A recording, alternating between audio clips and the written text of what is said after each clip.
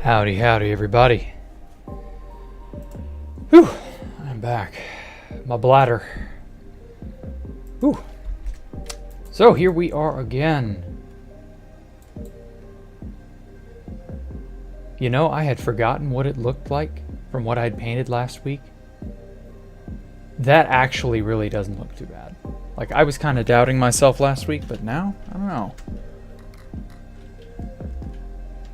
Imagine you're walking around in the end, and you walk up on this. You have no fucking clue what you just found. Your first thought is, let's grief it. Sadly, some people's first thoughts would be to do just that. But oh well. Actually, I think there ought to be a little entrance of some kind there. Just, you know, a hole, perhaps. There were various entrances all over this thing, from what I recall. It's almost like a beehive. How much, or not a beehive, but a mole. I don't know what I'm fucking saying. It had a lot of stuff going for it. So yeah. So how's everybody been? Hey, Bathwater. Hey, Pancho. Hey, Swedish. How is everyone? Hey, Jean-Not. Yeah, it is looking great. Thank you. Just a tad bit down farther. Oh.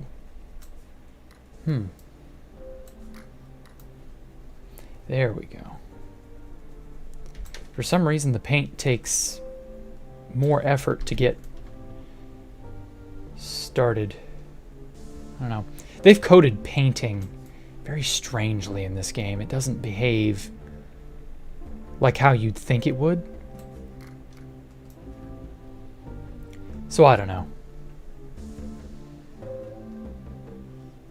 Let's get all this filled in.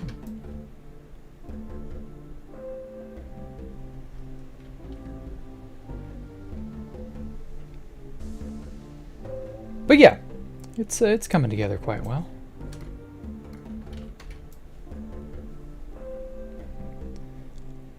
Hey, what was I surprised when I found Fitz' sign? Yeah, it was, funny enough, I was at work that day when Fitz stumbled upon this place, and Silver Crown King was online at the time, and he just was like, Fit, get away. I know, actually, funny thing is, I have a question here about Silver Crown King. I'll get to that here in a moment.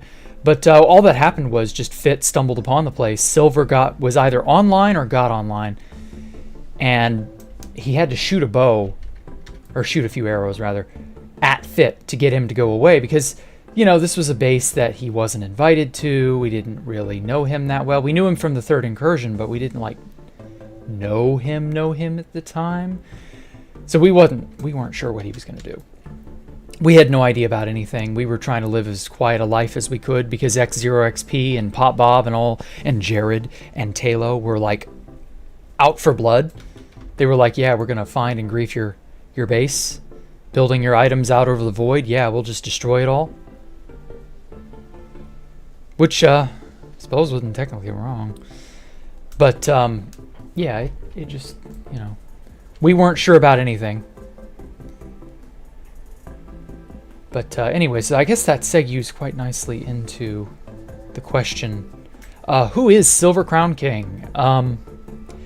So around the time of the first Space Valkyria, I wanted to enlarge my group because at that point I had only had, I don't know, 4 or 5 people who were semi-regulars. and I wanted to get about 10 to 12 people in the group as a whole. And so I had Kino Rana, Parthicus, Snacky, Zarviar, and I had to twist Exalted Spartan's arm because he had quit 2B2T by that point. I had to twist his arm and get him to come back. So he did for a brief time. So I had, Snacky, Spartans, Zar, Brenilin, and XCC2. And so that was it. And then it was me and, and Kino Rana. So it was like 7 people. So I wanted to increase the group's density and, just make everything kind of more powerful. I don't count Pyrobite or Sato because they were kind of their own people. They were like loosely affiliated with the group. And so was Tristan. Tristan was loosely affiliated with the group. And so I counted them kind of, but not like seriously. And so I was like, I need new members. Who's cool? Who do I know that we can induct into the group real fast and like they'll be trustworthy? And so Monoxide and Silver Crown King, along with Lemonfoot, and who else? Who was that last person? I think that was it. We rounded them up and was like, hey. Oh, and Stupid Walrus. Yeah, Stupid Walrus was also part. And so I was like, hey, I got this really cool end base, here's Pyrobite's personal client. Here's how you use the glide hacks, because that's the only way you were getting to this place. It was like 1,000 blocks away from civilization. And so we got up on this giant pillar, like up there. You would aim a bow sort of up in the air and you just like lightly tap it to fire and hit yourself with an arrow. And the knockback from the arrow combined with the glide hack would let you glide out here. And that's how we got out to Space Valk 1. And so Silver Crown King was just one of the people that I recruited at that point in time, and he was fiercely loyal. I really liked having him there. And he just, he was just a really cool guy. He helped us a lot. He went out of his way to help us build stuff. He was a pretty decent builder himself. Had a good head on his shoulders. He would get a little out of control because he was using like steroids at the time, so his anger was kind of a bit of an issue, but he calmed down and he was a pretty good guy. I liked him. I talk to him every now and then still. So yeah, he his first brushing with Fit was at the Cool Kids Club. So they were former base mates, Fit and Silver Crown King. But after this, Jared says Silver Crown King is a Chad. Loyal is true. Yep. And so after that, he got here, and it's pretty much all there is to it, really. It wasn't a whole lot of detail to it other than that. Okay, I'm gonna pick that one up and then this one. So yeah, that's all who he was. And that's really all there is to it, really. We all kind of got, when the Russia War really kicked up, we were just kind of like hanging on by the skin of our teeth, trying to keep the server, old player friendly, but we all know how that went. After that was pretty well it. SKK, no, because SCK, no, it was SKK because he spelled it with a K. The crown. Or the word crown, I mean. He spelled it with a K. So no, it was SKK. That was his IGN. All these fucking acronyms we have for things get so confusing. Whatever. Anyway, so that kind of sort of leads me to the next question, but it's more tangentially related to like the Russia War specifically, because this is, oddly enough, this question happened around the Russia War, and it's the only time that I've done this after I based at the lands. I based at the lands years and years and years ago, and I did this maybe twice, and then the lands got griefed, and I didn't do it again until the Russia War, or just like midway through the Russia War. The question is really kind of straightforward. It was just, do I have any pets still on 2B2T? And the odds are good, yes. I made a wolf, just sort of out of the blue. I was just like, oh, there's a wolf. So I made a wolf. And he just kind of was there. And as far as I know, that wolf should still be there. I made him way far the fuck out. Not at the lands. It was just some random place on my way to a base at spawn, I think. And I never went back and saw if that wolf was there. And I even was like, hey, you know, this is a pet of Jack the Ripper. And then I just left it there. Never came back to it. And then I think I have a tamed horse as well. Though I couldn't tell you where. It was at the lands. But it was like 100, no, maybe not 100, but about a dozen kilometers away from the main area at the lands. And it was a horse I named Sleipnir. Obviously, since there are mob name hacks, you know, anyone who goes out there could probably verify that. And so I named it Sleipnir after the horse that Odin rides. And then I just kind of was like, okay, well, I'm just going to leave this horse here. Maybe I'll come back for it. And that was in what, 2013, 2014? That was like right around the time of the 1.7 update. And I just never went back for that horse. So if that horse is still out there, I've got the coords, but I'm not going to like tell anyone where it is. So if anyone wants to go and try and find him, have at it. Good luck. You're gonna have a fun time with that, I think. Good story. What? Tell them about how I kicked your ass. Oh yeah, Rusher. Yeah, the Rusher crystalling. Basically, it was just I was like, Jared is gonna bring the camping Rusher out there. Not on my watch. And so I tried to attack him the night before. That didn't really work out too well. It just kind of ended in a stalemate. I think the TPS was too low. And then Jared proclaimed, "This is autistic," and logged out. And I'm like, yeah, it is kind of silly. We're not getting anywhere with this. The TPS was literally too low to even fight with a sword. We were just trying to use beds at the time. And then when beds failed, we resorted to swords. And then it just didn't go anywhere from there. And I was like, okay, well, I guess I won the fight. And then, of all people, Tumorous showed up. And I don't know if any of you remember Tumorous. He was one of the first people to start a shop. And he got really obnoxious with shops. And after that, I think he was like, oh, well, you know, Camping Rusher didn't... I was like, you know, no, the Camping Rusher didn't show up. Because I was still under the impression it was going to be the Camping Rusher, as in the account.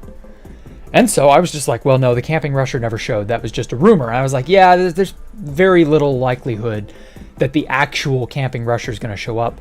But it was never about the Camping Rusher. It was always about preventing Jared from doing whatever. And then Tumorous was like, oh, you should take these. And he handed me 4 ender crystals. And of course, I didn't have gas tiers at the time. I didn't have that on hand. The stash, what little of it remained, I don't think I ever duped gas tiers. And so I had no way of making end crystals at the lands at that point in time. Of course, it was already in shambles too, so there was no chance of me doing any of that. I don't think it was really possible to farm mobs anymore because the lag was just so severe. And part of that was due to Sung Wukong firing his lag machine on all cylinders. And yeah, he just, it was impossible to get materials needed. And Tumorous shows up with 4 or 5 end crystals, and he's like, yeah, use these. And I was like, oh, thanks, man. And so then I get word from Frickin' about 12 to 14 hours later that Jared is once again trying to bring the Camping Rusher. And I'm like, oh, is he? And this time Frickin' himself showed up and was like, hey, I'm going to help you. And I was like, okay, I guess. I mean, I wasn't going to look a gift horse in the mouth. You know, if he wanted to help, I was going to let him. and he got on a donkey. And this is when horse hacking was like first coming out. I'm pretty sure Forge Hacks had a private version of Entity Speed that was relatively unknown at the time. And so he got on a donkey and was just like zooming everywhere. And he even got into the bed god mode state and flew around really quickly to try and scope out where Jared and the Camping Rusher were. And he comes back to me and he's like, yeah, Jack, they're over there. You know, they're at the main house building. So we did a giant loop around of the entirety of the lands area, which is like almost a square kilometer in terms of area that it covered. And so we missed each other like 3 times. And then finally we came to a head and clashed at the central area. And obviously you can see this in the Camping Rushers video. And that one crystal, like, that was enough. That was the deciding thing. And I got so fucking lucky. That fight should not have gone in my favor, because I've been in a 3v4, 3v1. You know, I've been in that situation where everybody's trying to crystal each other. It's almost a no-win type of scenario. It really is. And so, yeah, that was how that went down. It was so cool. But, like, I fully recognize that should not have happened the way that it did. But hey, whatever. Frickin' predominantly helped because he was on that donkey. And so because he could horse hack really fast everywhere, he could cock block Wild X and I guess Jared. I don't remember if Camping Rusher was on and all, for those of you who aren't aware. And I don't know if everyone was trying to crystal or just Wild or just Jared. Someone was trying to crystal in addition to me. And frickin' was standing on top of the obsidian that they would place down using the donkey because he could ride really fast. And of course, horses and donkeys have that step-up feature. And so he could get on top of their obsidian really fast and prevent them from being able to do that. This is in an era before auto crystal was even a thing. So obviously that was a huge advantage, and it contributed greatly to us winning, I guess. I don't know. It all happened so fast, I barely remember. And yeah, that's how I blew up the Camping Rusher, though that was not terribly relevant to the story as a whole, but you get the idea. The reason you were involved with Rusher was because you were convinced him to end his series, pretty much wrote his finale episode. Oh, really? I figured he ended his series because of the lag that people constantly made, you know, like Sun Wukong, and then later on, I think Crystalling and a few others also started using lag machines to really just prevent any sort of episode recording, because he got really mad in an episode that he was unable to do anything because the TPS was permanently at 2 or 1 whenever he logged in. And so yeah, I thought that's what drove him off to B2T. Maybe I'm wrong. I don't really know. I don't know what went through his head or his production. Yeah. Did I get the bounty from Offtopia for killing Rusher? I don't recall. I don't think I did. And it didn't matter because that was August 30th, 2016. I remember that night fondly. And yeah, less than, 2 months later? We would all be rolling in the shit anyway, so it wouldn't matter. Because, like, less than 2 months later was the 1111 dupe. So it wouldn't matter. I didn't even get the bounty for killing the Jediah from Offtopia, because there was a bounty on Jediah. Well, there was a bounty on all the big, well, not big, but there was a bounty on all the YouTubers who had followed in the Camping Rusher's wake. The Jediah being one of them, and yeah, like, killing them on camera or with some tangible evidence. That was a huge part of it, and Offtopia, I don't know that Offtopia had any incentive to actually grant any of those bounties. I don't think it mattered because the 1111 dupe happened on the heels of all that anyway, so it's whatever. I never really cared that much. I just wanted to have things go back to the way it was.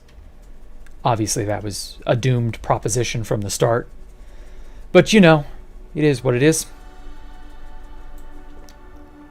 No, he and I were corresponding on Skype, convinced him to use Imp Space as the finale and split it into 2 episodes. Ah, that explains it. Okay. Well, either way, he ended his his series. The damage was done by that point. There was no going back. We should have caught on to the pattern after, who was it? Elrich MC? Fuse Toi? Whoever it was, whatever next big YouTuber showed up and wanted to make a big episode, series, whatever. Like, when that started happening, we should have caught on that this was going to be a thing forever and ever. Like, we were there. Peace was never an option, you know? Sad, but what can you do?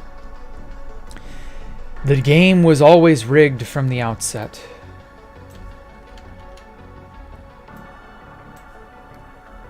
We should have realized sooner that that's the way Curtis and, I don't know, House, George Bush, whatever his name is. That was always the way things were going to be run.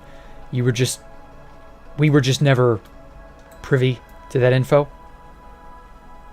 So yeah.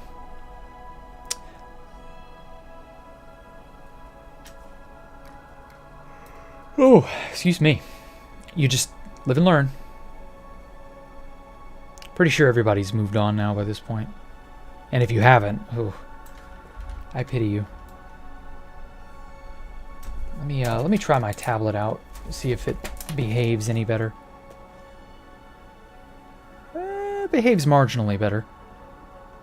If memory serves, the brushes behaved more with the pressure sensitivity of the tablet better than the mouse did.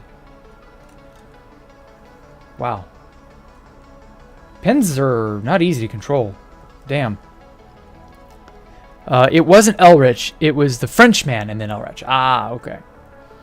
I don't remember. I was just like, who are these people and why are they here?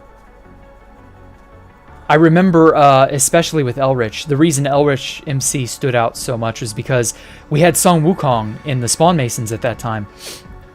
And Song Wukong was like, these people are just speaking in Spanish out in the open, and they're like talking about where they are and their coordinates and things of that nature, and they were just dumb as all hell.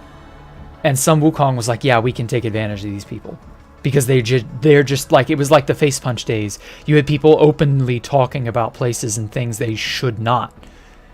And like anyone worth their salt would be super tight-lipped about, and the people who came off of Elrish were like greener than the grass in alpha Minecraft. Like, just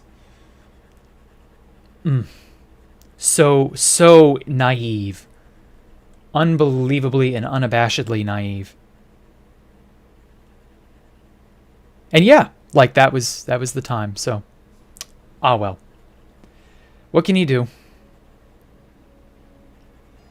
I'm just glad those days are behind me.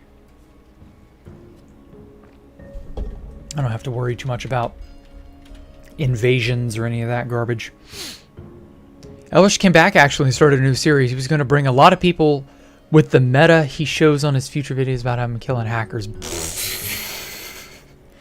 I'm sorry, if you're playing a place like 2B2T, you want to play the meta, you have to play with a client because Auto Crystal and Auto Totem are impossible to keep up with a vanilla client.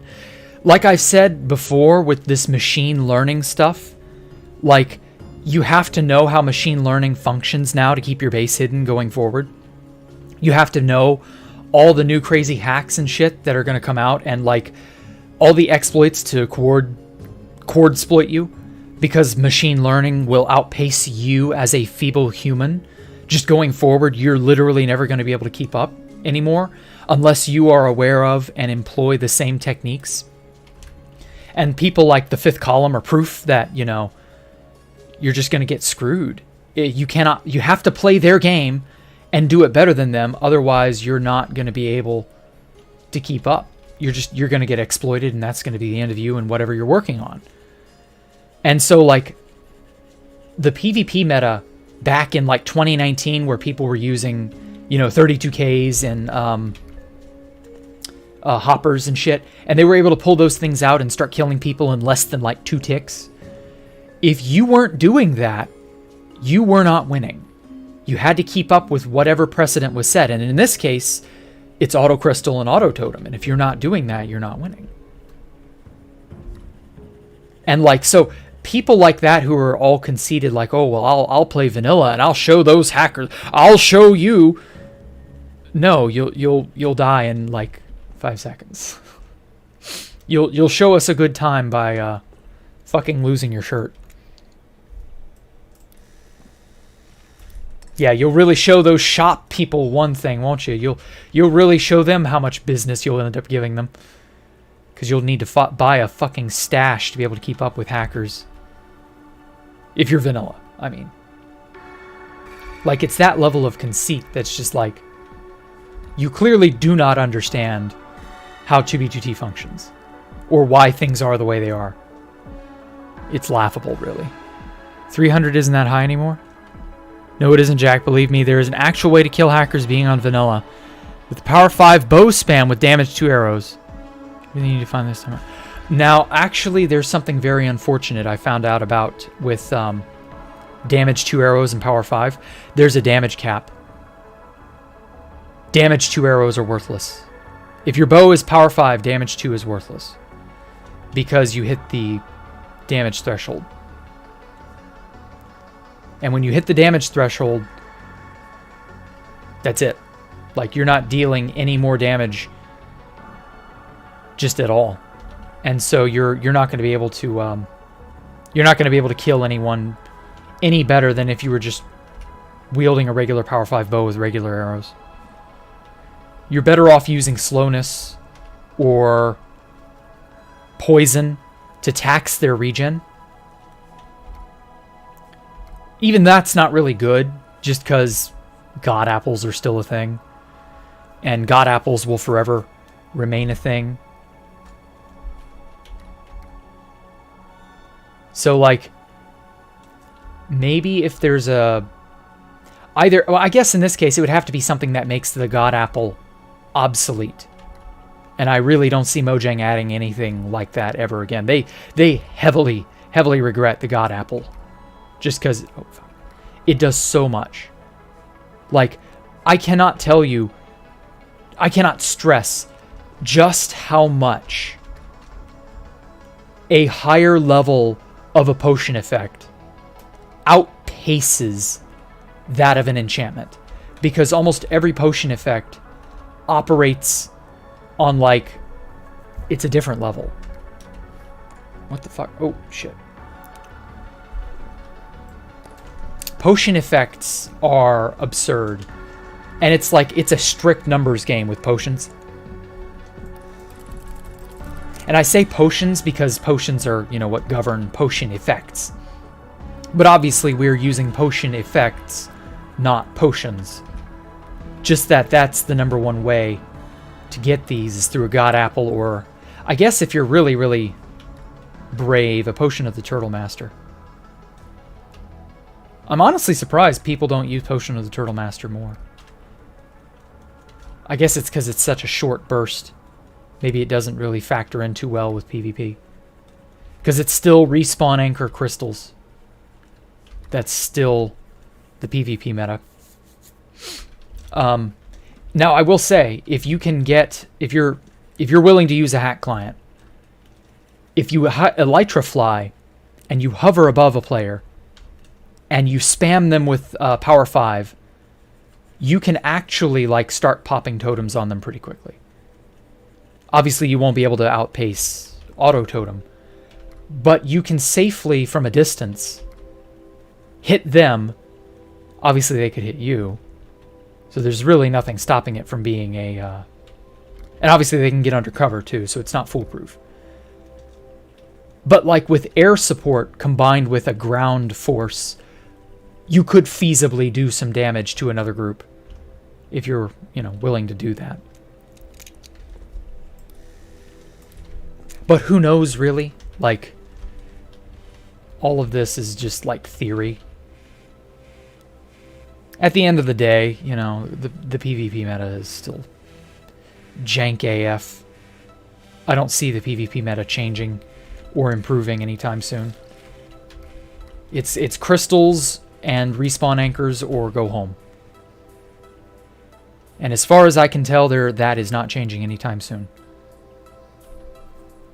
And in all honesty, the respawn anchor is really not even preferable to a crystal. Anchors aren't the meta because you can't use them in the nether, yeah. Well, I mean, obviously you would switch. You wouldn't use an anchor in the nether. You will already know that going into the fight. But in most situations, there's so much obsidian that's already been laid as a groundwork, just because obsidian's harder to destroy and thus takes more time, so people aren't really likely to fuck with it all that much. So there's going to be enough of a crystal network there for you to take advantage of it. Fair enough. Oh shit, that always gets me. But even then you're not going to bother. It's just not feasible to try anything else. At least not in my opinion. Who knows? Who the fuck knows? Mojang will have to add something really wacky to the game to dethrone the PvP meta as it is, to dethrone the Ender Crystal. Unless they're like, okay, we're tired of this. Ender Crystals no longer deal damage to a player if it's placed by a player. Ender Crystals no longer damage other players. I could totally see them doing that.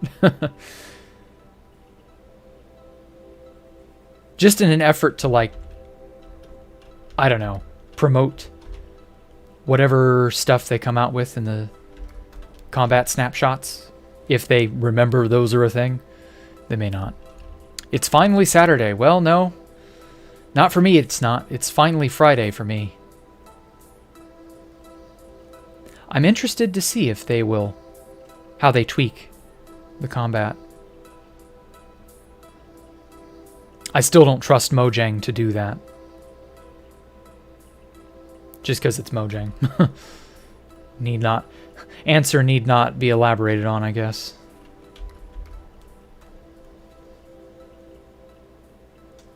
So yeah, bring back the sword for 6 hours until the armor breaks meta. Oh god. That was somehow an even worse meta. Because at least with the crystal meta, while it is incredibly, like, fast-paced and here and gone, at least you're not going to be spending 5 hours doing it. I don't like how it's so automated and skill-less. But, like, there's an argument to be made that at least it's quick. A crystal fight will be over in 5 to 10 minutes. Maybe 20, depending on how much backup and shit you got. But realistically, you know, the barrier to entry crystal PvP makes it, yeah, pointless, exactly. Like, if you don't have tons of crap, too, that's the other barrier to entry. You have to have a contract with one of them, the shops, or you just, I don't know, take advantage of the next donkey dupe. Whichever. But even then, like, let's assume an environment where there are no shops and there are no dupes and you're in, I don't know, 1.18. Let's say 1.18 because that's what's coming up. Even then, like, you're still incentivized to go for crystals because let's assume here you're not going to have an auto totem. You're not going to have a whole lot of totems to work with at all. You know, maybe full netherite with some blast protection is reasonable. But you're not. You're going to go for a quick kill with a crystal. It's to your advantage to just go for the quick kill where you can. And crystals are what offer that. You don't get that anywhere else, any way else. Respawn anchors are in this category too. And so, what do? Obviously, I guess at that point, if it fails, you run out of stuff, they run out of stuff, then it devolves into a swing your sword till the opponent is dead meta. But I don't know. If you don't have God Apples out the wazoo, that meta also disappears. That was a very weird meta, because it could only exist with tons of God Apples being readily available. So if this is a fresh 1.18, 1.16, whatever world, hopefully you don't have God Apples out the ass. Although, I don't know, there were some pretty crippling bugs, or some pretty crippling dupes in those versions. So I could be wrong. But yeah. You could theoretically see a quicker PvP meta. But without parrying, that's the thing. There's no parrying, there's no meaningful blocking. If you're blocking with a shield, you can't do anything else? Like, really? I don't know. That's as silly as them insisting that you slow to a crawl and walk as you eat. What? Like there's no such thing as running and eating? That's bullshit. So, I don't know. As long as there's no meaningful way to parry your opponent with a sword or with an axe, and there's no meaningful way of taking out your opponent from a distance, and then balancing those two around each other. It's the same thing with magic. Like, I don't trust them to do a magic system for the very same reason. Because they would not balance it right. And that's currently where we are. We're in an incredibly unbalanced PvP meta where a single explosive is all it takes. And if you don't have gobs of shit, you're done. It's just the end of it.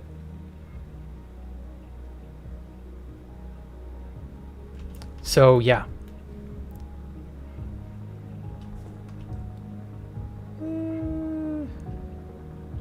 I guess I'll leave that. Where? There it is.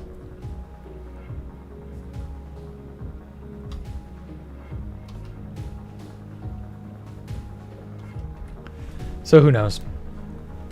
Presumably on a fresh world, the meta will resemble PvP as I described it in August 2016 with a handful of crystals, but only for strategic placement. I can only hope. The other thing is the bed bombing meta could come back in such an environment. And bed bombing was obnoxious because they would come out of nowhere and they would always be the last. They'd always have the last laugh because they would either log out as they placed it, or they were naked and stood to lose nothing. At which point, you know, you were just kind of always going to get the short end of the stick. And that was the obnoxious part about the bed bombing meta. And I definitely don't want to see the bed bombing meta come back. So it still feels like there's really no winning here. That's the worst part. It doesn't feel like there's a really good, truly balanced approach to it. It's very sad, really.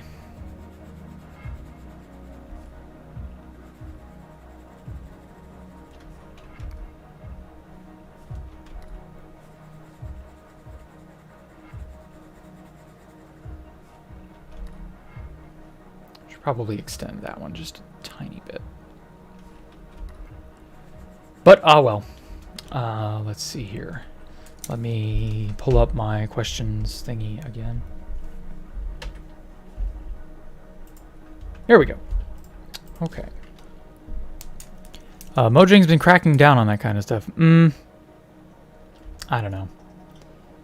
I don't really want Mojang to have to crack down on it. I want it to be well made in the first place. Decently well made.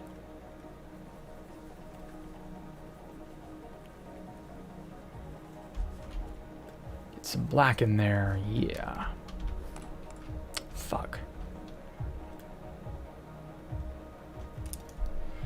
Apparently you have to use the mouse to pick things up now.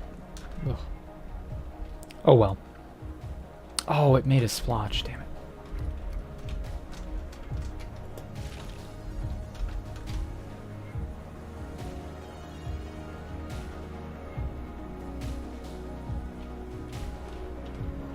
I like how that looks wet against a drier background. That's really well done.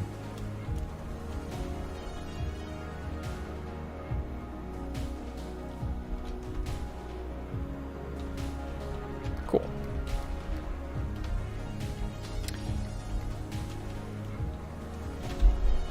So anyway, let's see here. Do I remember when we got bed bombed in the end on the test server? Yeah, I do. That was basically what it resorted to. Like, Super Jean Knot and I played the test server very, very briefly. And we went into the end to try and find Elytra. And we were followed in less than, like, 2 minutes. And it didn't take any time at all for the dude to pop up on us and immediately place down a bed. And it killed Jean Knot in an instant. And I managed to bed bomb him back because he placed it over. There was a little sort of divider of cobblestone between us, and he was able to place the bed over the divider and blow it up. And so I got over the divider fast enough to place my bed and kill him. And I brought a bunch of beds as preparation for that very thing. And it still got Super Jean Knot in the end. And it was just like, well, fuck. There was no victory, really. It was mutual assured destruction. I got his stuff, and that was it.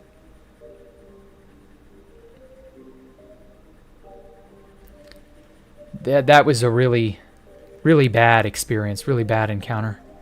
We never found Elytra. And it didn't matter. The stupid test server didn't feel like it's worth it. Maybe if we had some sort of a guarantee that it was going to stay up meaningfully, I might actually consider playing there. Because it's not any sort of... There's no guarantee that the test server is going to be there tomorrow or the next week or next month or whatever. I don't want to do anything. I don't want to commit to a place I know might go up in smoke tomorrow, you know? So, I don't know. Oh, we came to think of it, we never got archaeology or poetry. Yeah, I know. Ah, well. It doesn't really matter that much.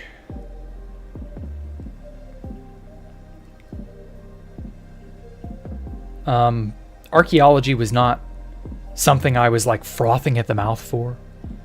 When they introduced that last year, I was just like, oh god, that looks so stupid. Why in the hell would I do this? What incentive is there for me to want to go out and archaeologize or whatever the fuck? Whatever they'd have me do. Poetry, on the other hand, like, I don't recall poetry ever being promised. Maybe I missed something. But yeah, it just was what it was. I guess we're perpetually 1.12.2. No complaints, though. Not a fan of the direction Microsoft is taking Minecraft. Honestly, I'm okay with the direction it's taking.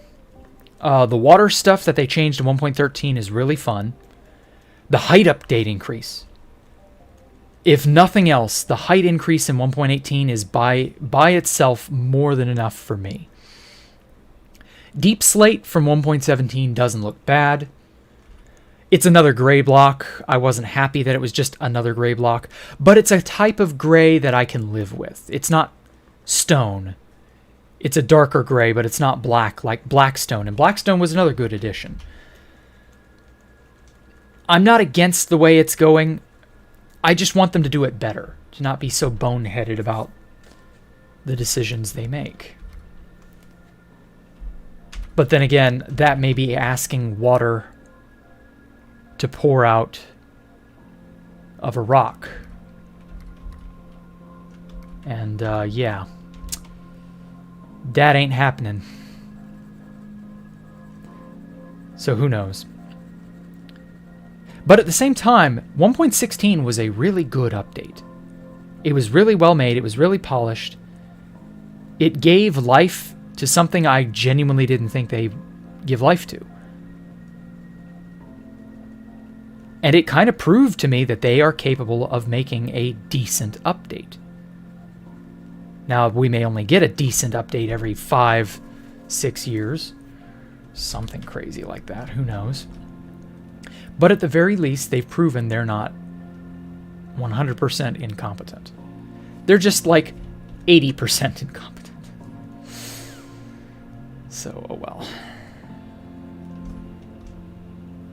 What can you do? Just so long as Microsoft doesn't like start shadow banning people, they can keep Minecraft a really good game. It's still really good for what it offers. Oh wait, I have 2 things of white. Why did I get... Let's get all this on there. I want a larger brush to mix with. Sadly, there's no alternative. It only seems to want to mix, like the brush going onto the tip surface of the painting. It doesn't seem to want to use this broader side to it. And so mixing is like... I feel like I'm mixing at a distance, and it's not actually mixing as well as it could. So unless there's a tool I'm missing...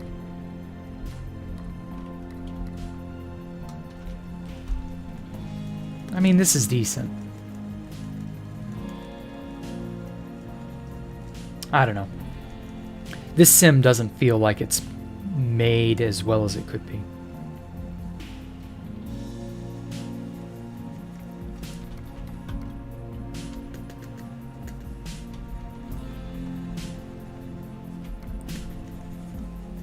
There we go. Mixing it in a little better now.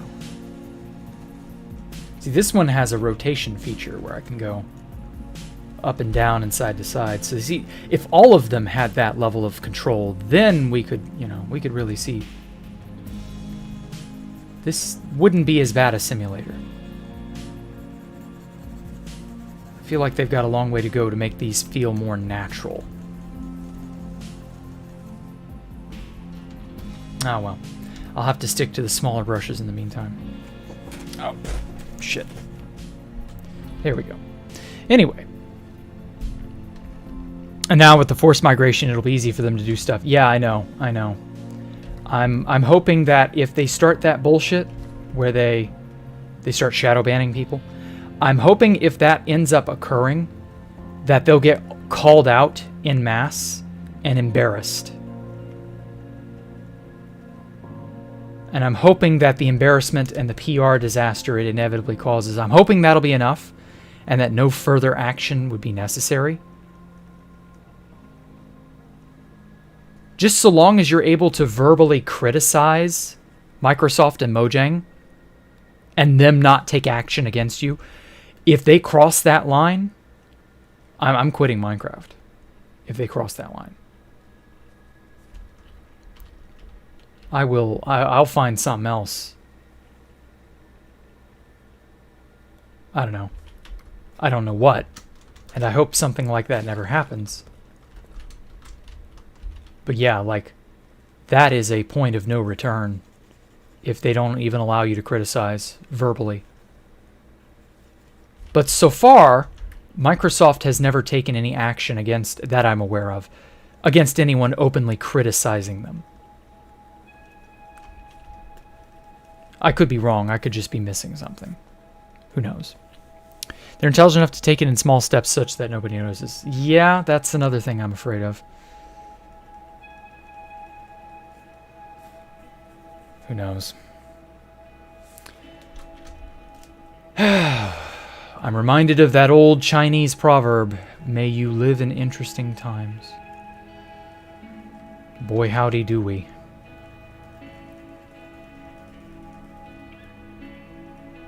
Here's hoping the times will get a little less interesting. Oh well. They directly change offensive usernames. Yeah, they do. That's true.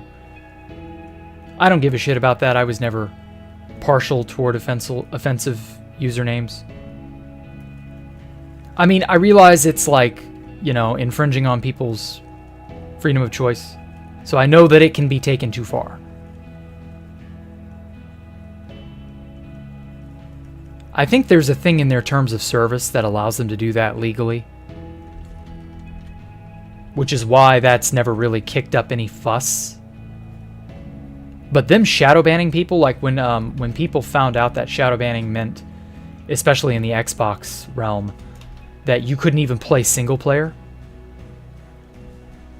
I'm pretty sure that that level of aggression, or not aggression, transgression, that would be too much. But then again, I play predominantly single player anyway. So maybe it won't matter. Not to mention, I'm fairly certain there will be a way to get around the whole no multiplayer servers, you're banned from multiplayer 5 ever. I'm fairly certain there will be a workaround for that. That doesn't sound like something they'll be able to do and keep that way. Okay. Oh. So yeah, who knows? We'll have to see.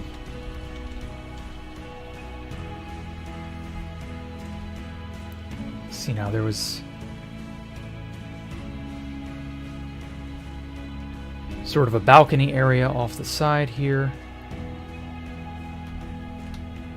There we go.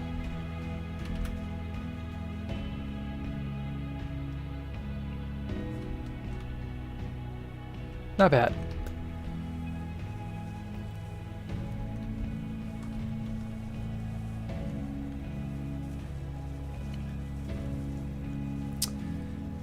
Mix, damn you, mix. Funny to hear someone named Jack the Ripper said, oh yeah, offensive names are not my deal. Yeah, but I was an edgy teen when I made that name. Like, that was so many... That was 16 years ago. I cannot believe it's been that long. But yeah, like, that was so... Or no. It's probably closer to 17 years ago now. Like, nobody's been offended by the name Jack the Ripper. Like, plenty of people have cringed to death, I'm sure. But nobody has ever said to me, oh my god, that name is so offensive. Nobody gives a fuck. Which is how they should feel about a name like Jack the Ripper. Like, realistically, there's nothing to care about. I'm sure someone out there would. You look hard enough and long enough, you will find someone who could be offended by anything.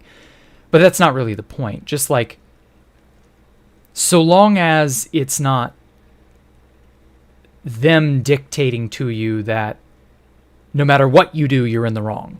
You know, that's the big thing, is like they make rules.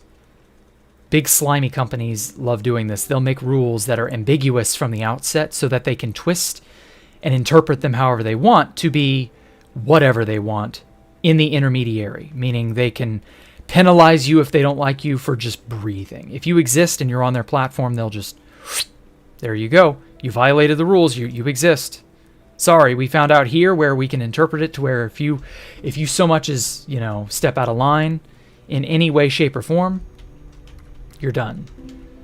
And it's just like, that's the level of thing that I hope Microsoft doesn't devolve to. Is being very, you have criticized Microsoft and Mojang in the past, and we have proof of it, and therefore we can interpret our rules to just sweep you away. You're gone.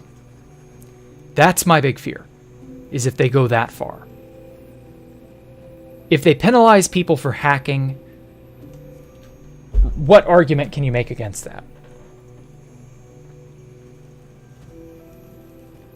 There was always an anti-hacking, anti-cheat exploit, whatever.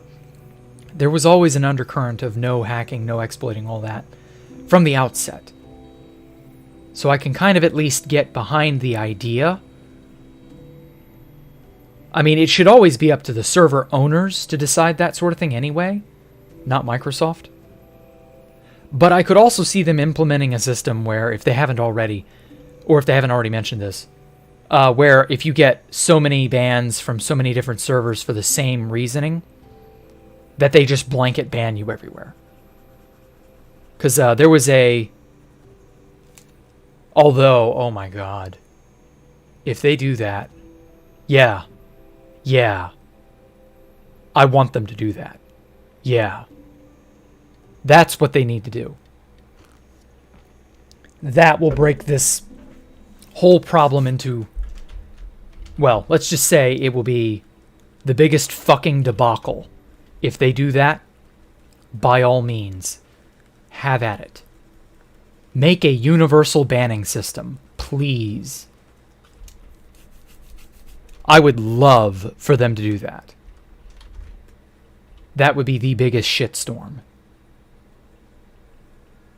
A universal ban system, like, for those of you who are unaware or who didn't play Minecraft back in 2011, a universal banning system was created by a bunch of developers called, it wasn't Big Brother.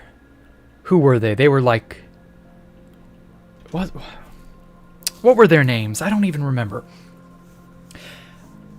But it was absolutely pants on head retarded. And so a very famous team of griefers, Team AVO, Team Abolition, they got wind of this banning system. It was called MC Bans. That was it. I remember. MC Bans was made. Yeah. And they basically implemented, if you ran the MC Bans plugins, you were jacked into their network. And if so-and-so was, I think there was a 3 strikes rule of some kind. And so every server that ran MC Bans plugins, if you were banned on 3 of them, you would be banned on all of them. And so if Microsoft implemented a universal banning system, what Team AVO figured out, like that, they figured this out. All they had to do was set up their own private servers, run the MC Ban plugins, because all these things were just out in the open. They were all free. You could just download them and run the software. And all they had to do was just start running their own fake MC Ban server and ban people they didn't like, which would then update the system and spread it everywhere. And so if Microsoft is foolish enough to implement a universal ban system, by all means, because then it'll be very easy to cheese the system and to ban people you don't like entirely. And then it's just a hop, skip, and a step away from collapsing such a system by just banning everyone under the sun and forcing Microsoft to reevaluate. And so hopefully hacking and hackers as a whole can stay a step ahead by just fucking them at their own game. That's what I hope to see. Because then that'll at least prove that Microsoft is, the giant can be beaten. Goliath is not invincible. That's what I hope to see. That would be cool. That is extremely clever, yes. And remember, this was 2011. Remember what they said about history. Those who do not learn are doomed to repeat it. So let's hope that Microsoft is doomed to repeat it. I would much rather see a funny-ass repeat of history from literally that would probably be 12, 13 years earlier. I would love to see that. That would be just mwah, perfect. That would be the kind of drama that you would sit back and get your popcorn ready for. Because, unless you're an active participant, or you know anything about hacking in general, or coding, or things of that nature, you're really not likely to be able to participate in such an event anyway. But you could definitely sit back and watch. That shit would be fun. So yeah, here's hoping. Because Microsoft's security and Microsoft's policies have always been kind of spotty. So I don't know. They would team with the top servers, very likely, yes. Well, they left the old pre-UID authentication server aligned until 2020. Yeah, they did. Who knows? The account login thing that happened in early 2020. I mean, that's just proof right there that they very, very obviously they underestimate what'll happen. They heavily, heavily underestimate how people think. And specifically how the hacking community as a whole thinks. I mean, literally just like a handful of Nerds Inc. can just go like, oh, this is exploitable. Let's just do this. And there you go. And it's a nightmare for everybody. Everybody gets fucked.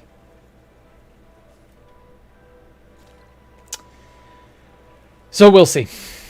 We'll see how it all pans out. We were along for the ride, I guess. I don't know.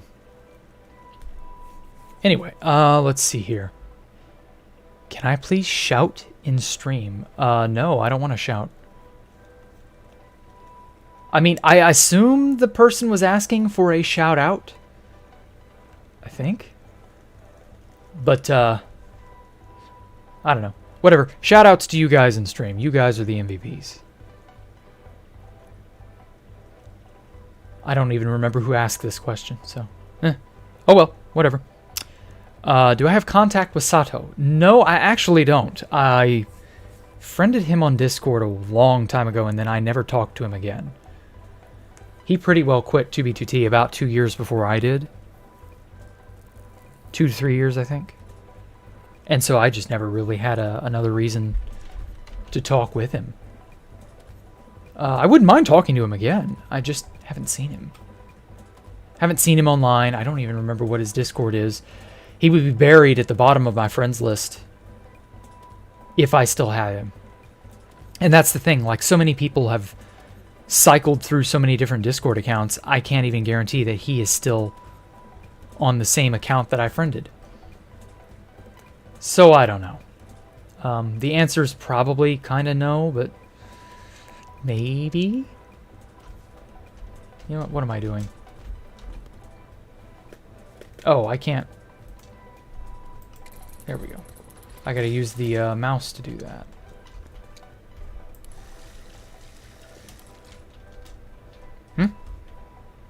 Oh, how the fuck? Come on, game. You're killing me here. Why'd you drop my paint bucket, you fuck?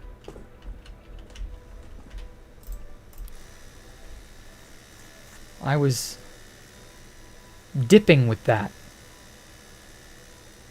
The fucking elevator knocked it over.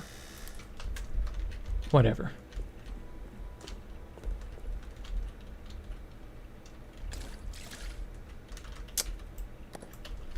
Anyway, where was I? So yeah, Sato is, as far as I know, he's somewhere. I probably still have his Skype, but I haven't logged into Skype in years. And I ain't about to start. I'm not about to break that streak tonight. I haven't touched Skype for a reason. Skype is garbage. Whoops. I don't think there's anyone who wants to touch Skype anymore. Well, to be frank, Bedrock is the majority of players. Yeah, it is. Makes you wonder if they're gonna, like, move everybody over to the Bedrock version on PC at some point. If they're ever gonna plan on discontinuing Java. Who knows? That would be a giant mistake, but Mojang's no stranger to those.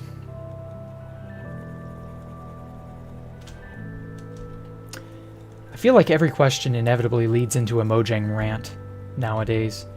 I don't know. Ranting is good for the soul, I guess. So at least there's that. Let's see here. What are my opinions on blue cheese? That's, yeah. It's sour, if I recall. I've had it maybe once. Not a big fan, really. Blue cheese doesn't impress me. Not the sort of cheese I eat. I prefer the sharp cheddar or a good mozzarella. Occasionally Swiss and occasionally Monterey Jack. But those are the only cheeses I give a shit about. I know who asked this question, though. You extracted your Skype database a year ago. Some interesting old 2B2T stuff on there. Ah, really? Maybe if I gave enough of a shit. I don't know. I really don't. I don't want to go back onto Skype or touch that damn application ever again. But anyway. How am I feeling right now? I'm feeling fine. I'm feeling good. Do-do-do-do-do-do. I knew that I would. Do-do-do-do-do-do. I feel good. So yeah, it's a nice fall day. Got a nice nice calming, relaxing painting stream. Can't really complain too much. School is out for about a week and a half worth of time for Thanksgiving. So I don't have to worry about that. I just got done yesterday doing a really long, annoying writing project for my Japanese class. Had to write on a historical figure and then present. Obviously speaking entirely in Japanese. That was not fun, but I at least passed with flying colors, so there's that. And then afterward, we've got like 2 or 3 classes left, and then the finals. And then school will be done. And then there's a really interesting pseudo 2B2T related thing that's gonna happen sometime in December. Look forward to it. I can only vaguely tease it right now because most of the details are not set in stone quite yet. But, you know, we'll get there. Which historical figure did I write about? I wrote about Elvis Presley. Because I really like rock and roll. I like music. Ironically, I'm not actually a fan of Elvis Presley's. His music is too old sounding for me. I'm not really that into it. But like the contributions that Elvis Presley gave to music are undeniable. Like, I'm more of a fan of like Boston, Def Leppard, Journey, you know, all the really good 80s rock, classic rock, hard rock, you know, all that shit. That's the stuff that I really love. But I can pretty firmly say that, you know, those bands wouldn't have ever gotten off the ground had people like Elvis Presley not come before them. And, you know, it is what it is. I did learn some really interesting things about Elvis, like how he'd sold over 500 million singles, and that he is the Guinness Book World Record holder for the most singles sold by any artist ever. And, like, yeah, how do you fucking top that? Like, the only other person who came close are people like Michael Jackson and other, you know, once in a generation, once in a millennia, or, well, maybe not millennia, once in a century, once in 150 years, kind of musical performance, musical talent that you just, these people don't show up every day, and nobody in the current modern era can really hold a candle to them with the exception of maybe 1 or 2 people. And so, like, yeah, that's a lot. And just all the stuff, like controversies surrounding his death, the controversies surrounding his personality when he was at the height of his popularity, because stuffy old conservative Christians thought he was promoting devil music and other dumb shit like that. And just things like that. Like, it was really interesting reading up on all that and then trying to write about it in Japanese. I did pretty well, I'd say. I don't think I got 100, but I hope I got at least a 90-something. A good solid A.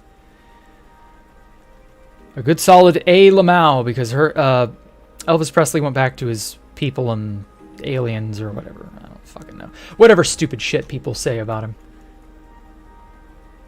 And for the record, no, Elvis Presley is not an alien. He did, in fact, die on the toilet. Elvis is like Elton John. He's the voice, but not the lyrical. Yeah. Elvis did write some of his own stuff, but not his later, more popular stuff, I don't think. But yeah, that was honestly, like, legitimately the saddest thing about him. He died on the toilet. He had a heart attack because he was constipated, because he was on an ass ton of barbiturates, tranquilizers, opioids, and a lot of these drugs have a nasty side effect of making you constipated. And so he was straining, and it caused heart stress, and it killed him. The king of rock and roll died on the porcelain throne. Can't make that up. You just cannot make that shit up. Oh, I can't go any down. Fuck. I wish I could lower and raise the painting. Not just me.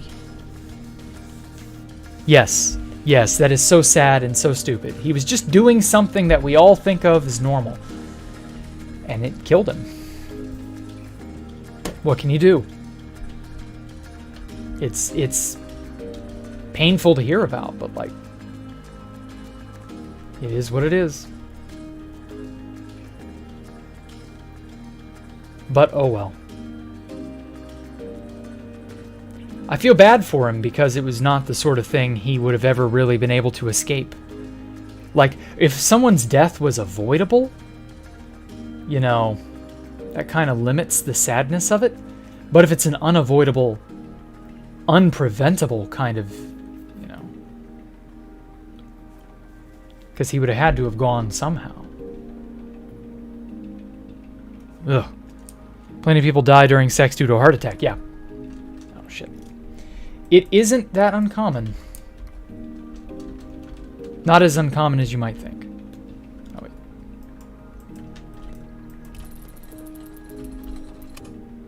Actually.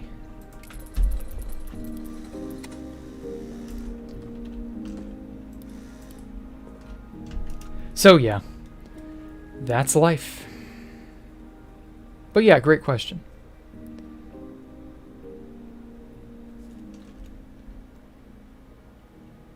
What are you? Who are you? I'm human and I am Jack the Ripper. There you go. Like, there's nothing more fancy about it. I'm just me. That's it, man. I get whoever... I know who asked this. He thought he was being funny. Do I think Kasumarzu should be sold in stores? I have no idea what the fuck that even is. Kasumarzu. What is that? Heart attacks seem to be common in any strenuous activity. Yep. That is definitely a thing. Could I make a sunset? Maybe. It won't be on this painting just because Space Valk was not in a sunny area. So no. But, yeah. Poncho Hamster, do you know what Kasumarzu is? I don't know what that fucking is. I'm not gonna go look that up. I'm a lazy American. What do you expect from me here?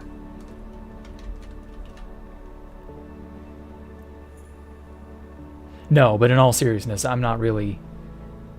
That sounded way too ambiguous. I didn't want to know what that was, to be honest. There we go.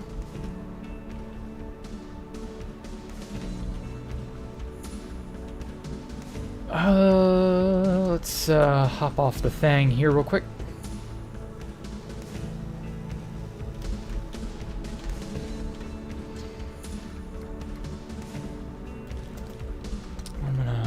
Put in some of the wooden detailing now.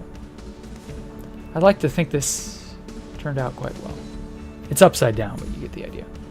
Oh, that reminds me. I bought a hairdryer for this very reason. I think this is supposed to prevent paint from mixing, but it doesn't seem like it's terribly effective at that. So I don't know. Come on, turn again. There we go. Wanted to kind of dry up this bottom portion. Alright, cool.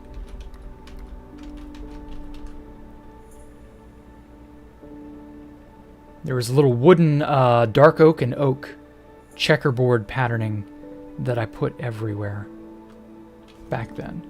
I was obsessed with that motif. It looked good. I really liked it. I've never used it since, but I don't know. Let's see now. I had some in the ceiling. I think I did.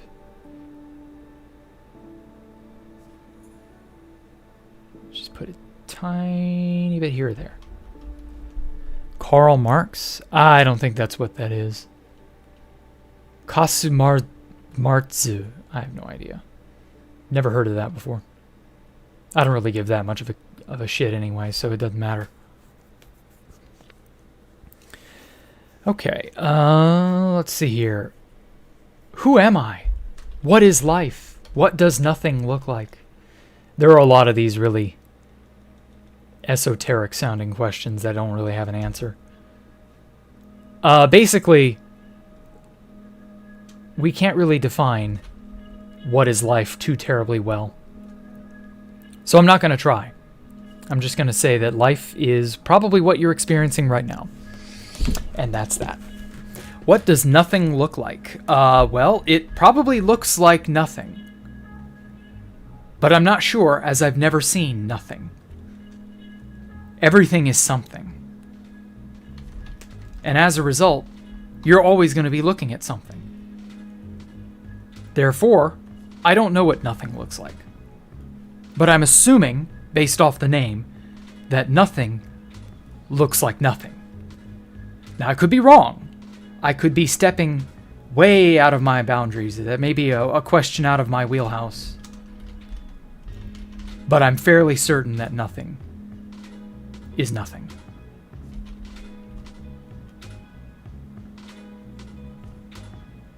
Now, I do know what nothing... Rather, I do know what nothingness is. What true nothingness is.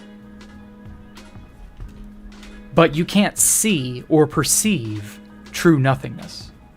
So, it's an ultimately fun but useless question. Maybe nothing looks black after all. Black is the absence of light. No. Nothing does not exist. Exactly. Thank you, Stone Cold Killer. Nothingness is a state of everything and nothing. It is a state that occupies all possible states and no possible states simultaneously. Black is a definitive state. It is the absence of light. Therefore, I would say nothing would have every color and no color. Because nothingness is all states and no states. So there you go. I guess that's a good way to answer the question.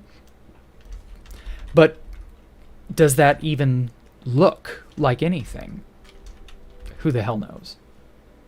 Ultimately, you're not ever going to be able to create a state of nothingness because you would essentially have to suspend the laws of nature to get that to work. And that ain't happening either. Nothing you do will ever suspend the laws of nature.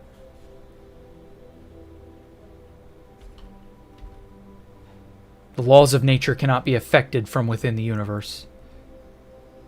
So yeah. Good question though, I guess. Kinda. Let's see now. I think I had some little bit of wooden paneling in here.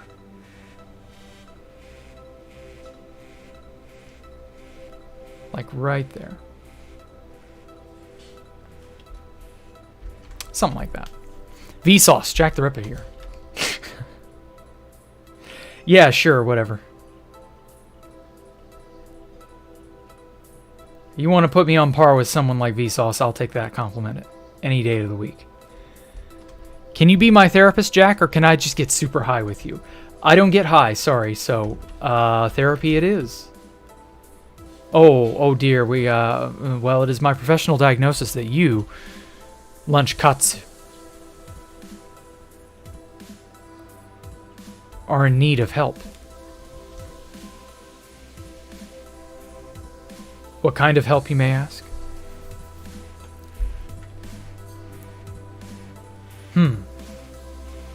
Perhaps the kind of help that you can only achieve by watching more of my videos.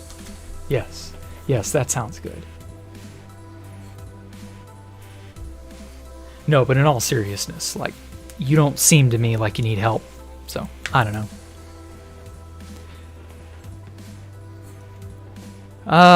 Let's see. You remember when you were really little, trying to imagine nothingness? It felt like a fear. Yeah, I guess I can understand that. Because you're, to a degree, you're suspending, you know, normality.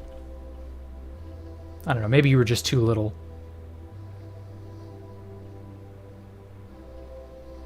Trying to imagine nothing. That's a very, very hard thing to even attempt to do.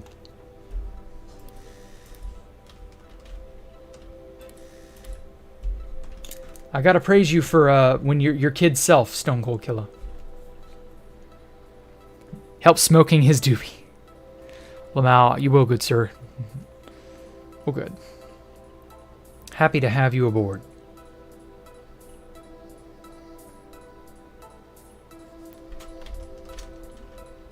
Wooden parts are kind of getting a little rough around the edges, but I think it's working.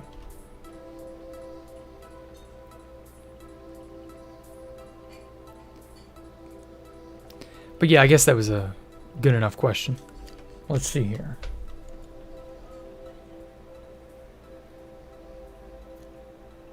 What do I think of King Kong balls? Oh yeah, I remember that.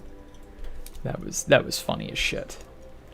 I think it's a good thing to spend your money on if you feel like spending all your money on something silly. I don't really care about a giant sculpture of monkeys with their balls hanging out, because there are apparently more than one. Again, you want to spend your money on that, I don't give a shit. That's up to you. I feel, personally, that's, you know, that's something that I wouldn't spend my money on. But, you know, it's, who was it that was buying... Who was it that was buying that? He was buying the King Kong ball statue or whatever it was. Nothing seems to be just a philosophical construct that achieves little to define. Well, no, actually, ironically, it defines everything, and it defines nothing. And that's the point. It's not meant to define anything specifically. Because technically, nothingness is the greatest and the least possible state, or the least possible thing to achieve. So at the very least, you know what the boundaries are. Everything else in the universe is at least somewhere between that. That doesn't help a whole lot, admittedly. But the idea was never to help make it make sense. The idea is to start it as a framework. You can work toward the practical from there. Let's see now. Did I have anything else wooden that was exposed? I don't think I had any more.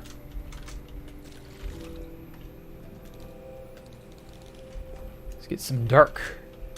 That dark oak.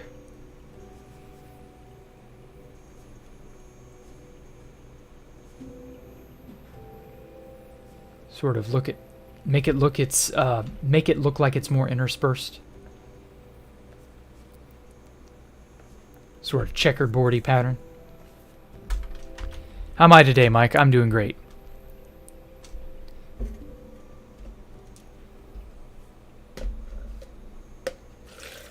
Water.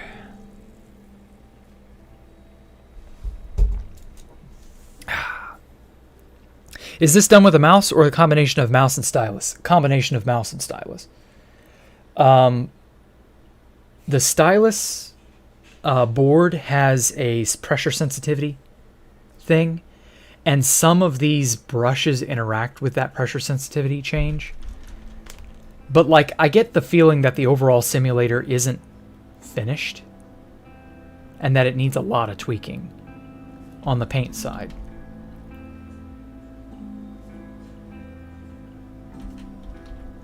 But that it's not a bad start. It just needs help. The way paints mix and the way brushes behave, it isn't terribly accurate to how it would really be done if you were actually painting. And I can't use the stylus to interact with the buttons. Like this. I can't do anything with that with the stylus, but I can with the mouse, so I don't know. I feel annoyed that I have to jump back and forth between one or the other. So it's whatever. I would also appreciate an undo button of some kind, even though a real painting would have no undo. But I'm just such a sucker for an easy, convenient means of doing what I want. I'm not really that worried about it, I guess. In physics, nothing is simply void. Ironically, it's the most abundant occupied... No, that's emptiness, not nothingness. Because even in the void of space, there are still quantum fluctuations that occur, and there are still particles that hover and come into and leave existence. So there are still actions and interactions that occur even in the depths of the emptiness of space.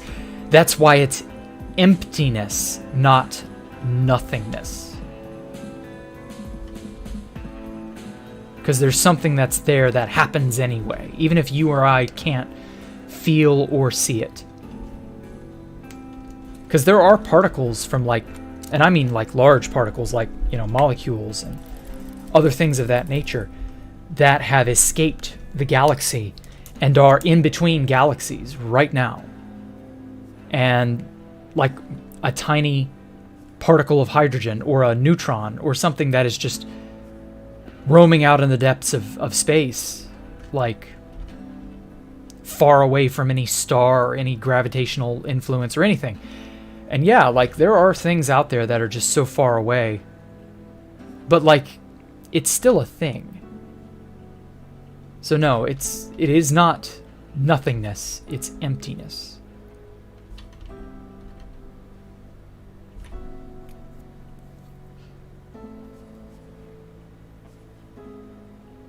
At least that's the best way to define it from my perspective.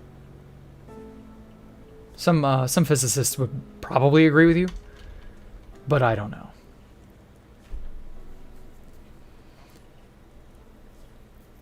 What's that music? It looks like the opening of an old TV series. I don't know, it's just music in the game. I can't control what tracks come on and when they leave. It's a good, you know, sort of, sounds very Wild Westy. Sort of like a showdown at high noon. This one sounds like an old sci-fi tune. Almost like it could be from 2001: A Space Odyssey. Did I take philosophy or something? I seem really good at it. No, I'm just this way by default. I think about this shit all the time. To myself, of course. If you want to hear more of my philosophical ramblings, you know, turn the tape over to side B. Otherwise, subscribe and all that shit. And plus, when I'm doing stuff like this, where I'm just kind of relaxing and not really thinking, all that hard. You know, this deeper part of myself does come out to play.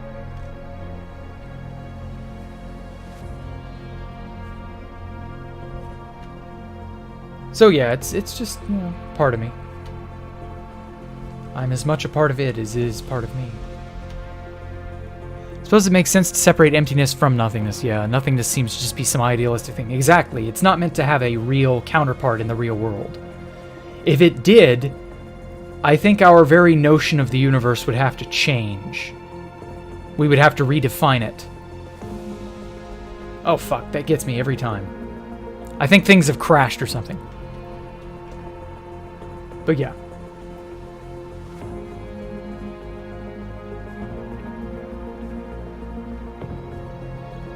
So I don't know.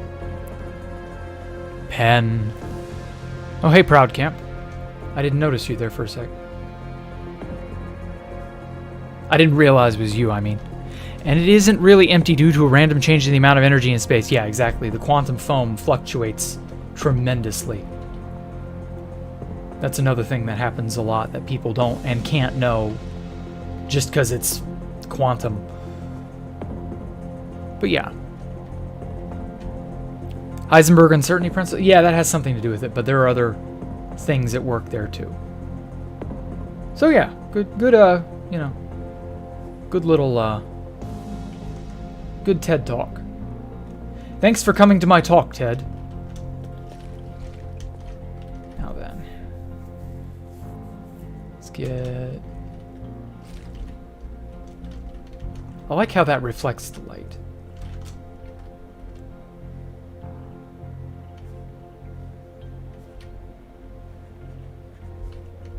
Kind of put some little dark shadowy streaks on here. Because it's, you know, it's in the shadow.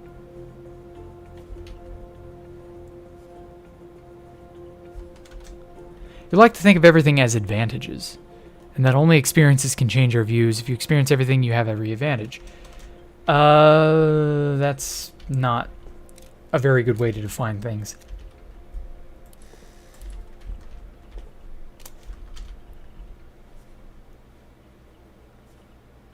Because if you had everything, then everything cancels everything else out.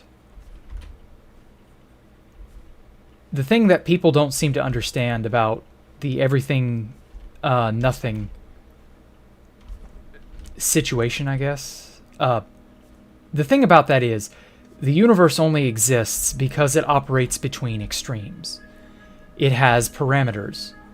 The universe pre-Big Bang, as far as we can tell, was a state of pure nothingness.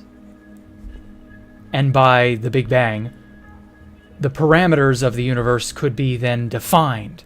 And when something is definable, it can be observable, it can occur, it can happen, it can exist. But that means limitation. And so by causing the universe to have limitation, by having laws of physics, there you go. You have something that can be observed. It has something that can occur. Phenomenon can follow. Causality can emerge from that. Things can begin. Things can end. And the dance of reality occurs. But you have to be able to define it. You have to be able to set it under some sort of a limitation. If you can't do that, if it is undefinable, if it contains everything, then it may as well contain nothing, because it has no separation, no meaningful distinction from anything else. And therefore, it may as well not exist.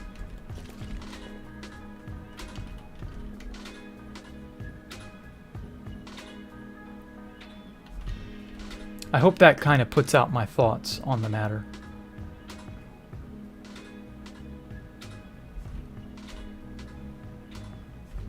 Used to be pretty philosophical.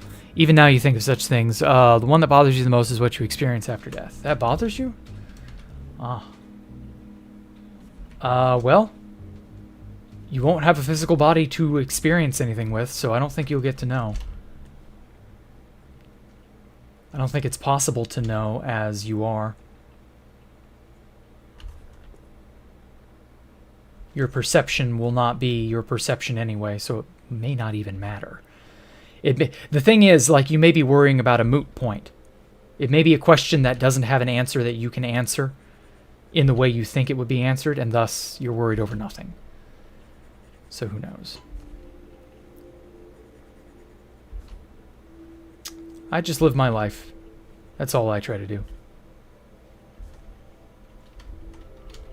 Enjoy what you got.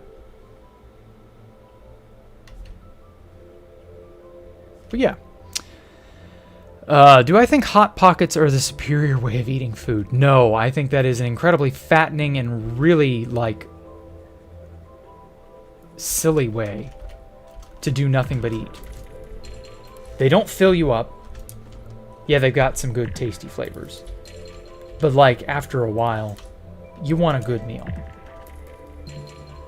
That's the problem with the fast food mentality. It takes you away from eating better food, not just better for you, but like actual solid, well-made meals. Like, it takes effort. That's the thing. And people don't want to put forth effort. When it comes to something like cooking,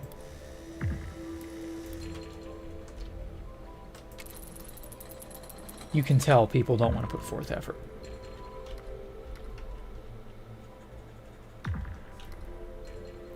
It's a very strange sort of mentality. You want food, but you don't want to put effort into making it.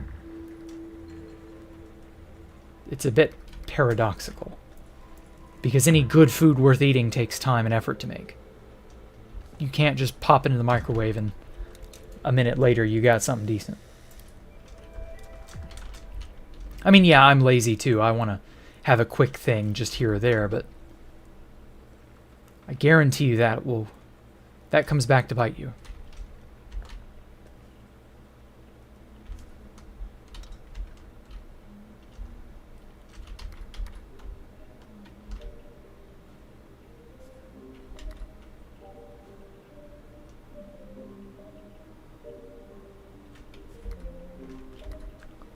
Oh, shit.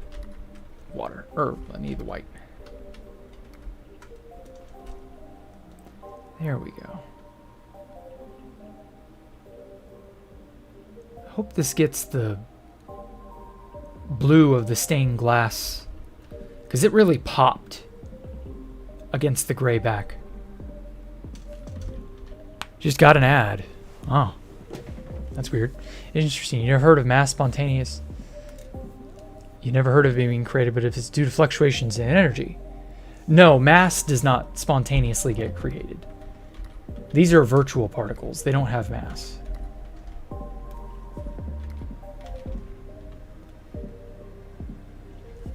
I don't know about electrons. Well, no, wait, no. I don't think the electron has mass, does it? I forget.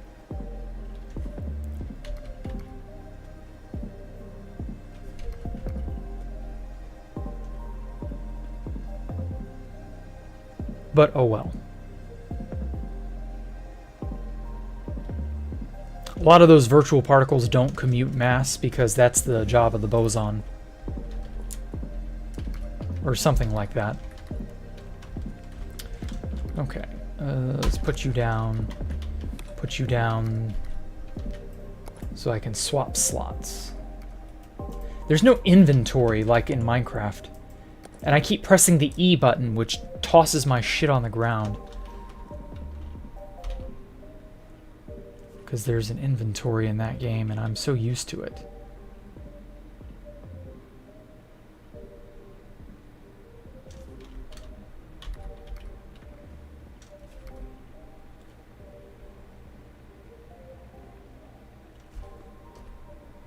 There we go.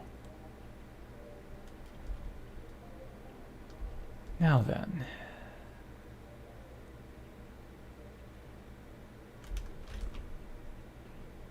Okay, I'm gonna...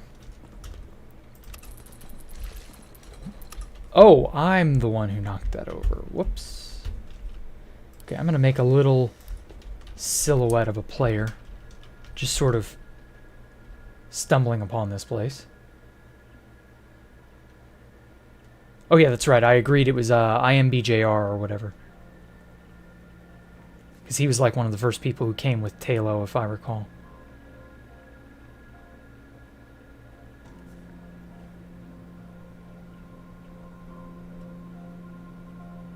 Spider-Man. He had a spider, a Minecraft spider for a skin. And he talked about fucking spiders. He was a weird one.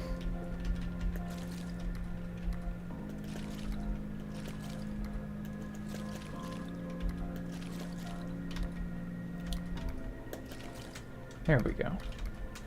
You remember that, Jared? Why can't mass be created E equals MC squared? Because that violates the law of conservation of mass. These are virtual particles. They don't just... I don't know. I don't know that the reactions are fully understood. Or well documented enough. But, I don't know.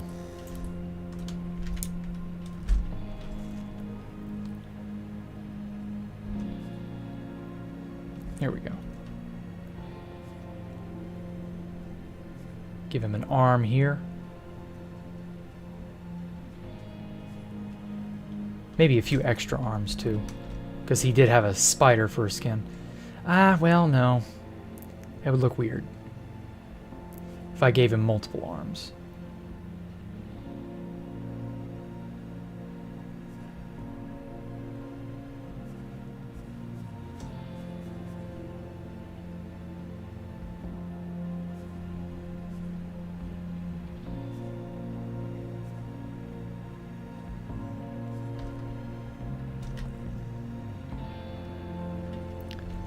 Conservation of mass is just classical physics equation. Well, it's very real. Like, conservation of mass is not just a joke. Like, it literally does mean that energy and mass cannot be created. They're just there already.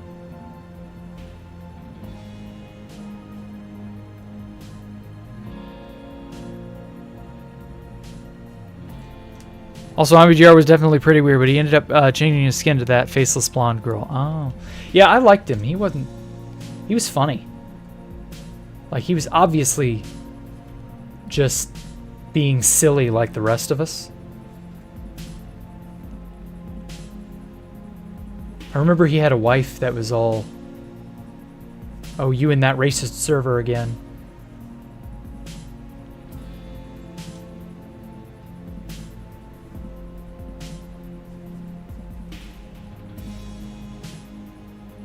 Oh man, those were the days.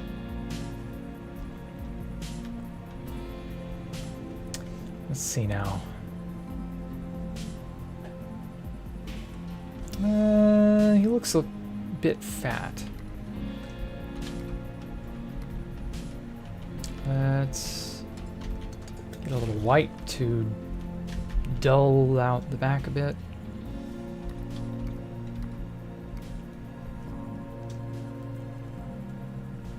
Because it was...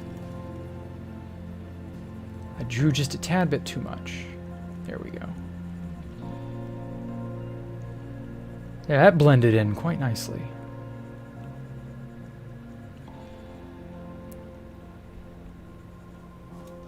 Doesn't the mass of an object approach infinity as it closes to the speed of light? Yes, it does. As far as I'm aware. I think it's the opposite as it approaches zero. Mass? No, mass approaches infinity.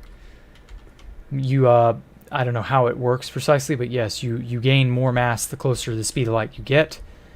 And from there, basically, you just... It requires infinite energy to go at the speed of light if you have mass.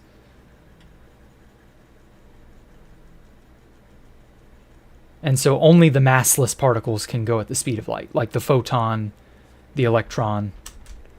Or I don't know, does the electron have like a very, very, very negligible amount of mass, but like it adds up only in those equations, I think? Something like that. So that it can't quite travel at the speed of light, but electrons can get pretty close.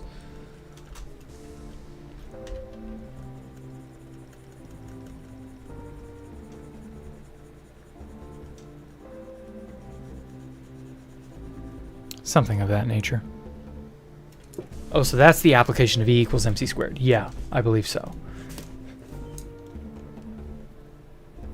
Wait till you find out about the person who does it to fish and the person who does it to the person who does it to the fish. What? What are you talking about, Andre? I don't understand.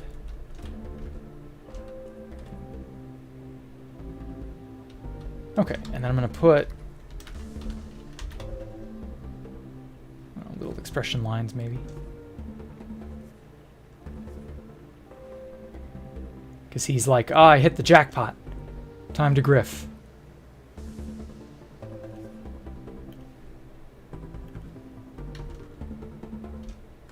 Because I believe IMBJR got there and he immediately started griefing. And then he got punted off a ledge by an Enderman and fell into the void and died. Because his ass was playing vanilla. I don't know why he was, but he was. How's the actual Minecraft build? What, of Space Valk, or do you mean Space Valk 3? Space Valk 3 is coming along great. This one, I haven't touched Space Valk 1 in years. But I do plan on going back to it eventually someday and like sprucing it up, changing it out, making it, updating it, you know, stuff like that. Let's give him just a tiny bit of color. Just because like we're seeing him from behind, so he's sort of silhouetted, I guess. I'll just make it a Steve skin.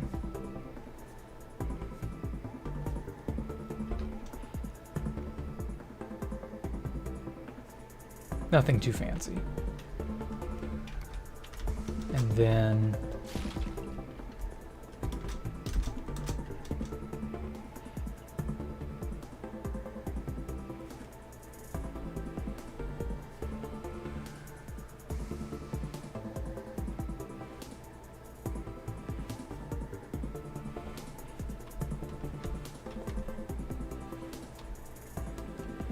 something like that. Let's mix with something. There we go.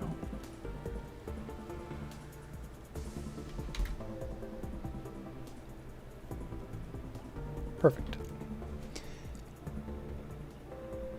Yeah, he immediately died. He has a video on his channel about it, if I recall.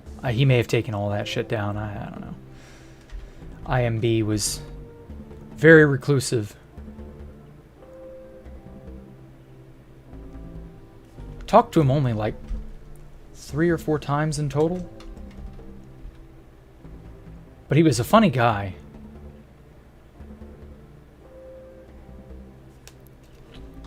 If I can, what's the percentage of completion for Space Valk 3? The city is about 50-ish% complete. I couldn't give you an exact estimation on the city, but the overall build is about 70% complete.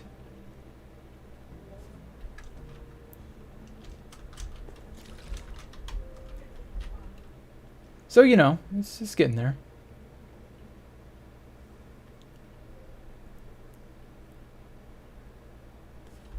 It'll be a little bit longer before I'm done with it.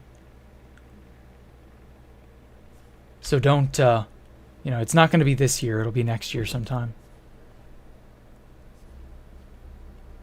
I wish I could have gotten it done by the end of this year, but it just wasn't feasible.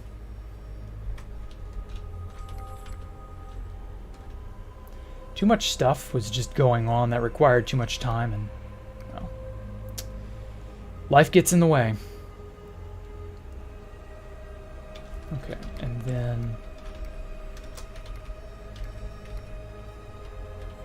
get some brown on him for the hair.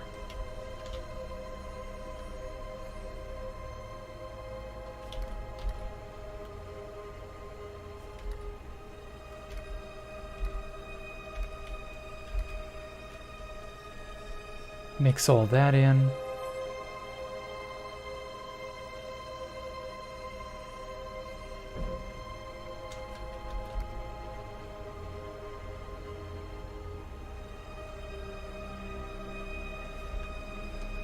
There we go. Oh, my hand. One more. Rotate.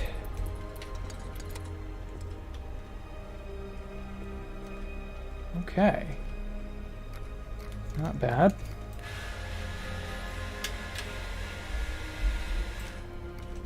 There is one last thing I want to try doing.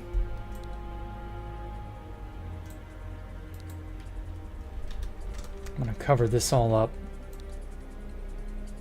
so that it's safe.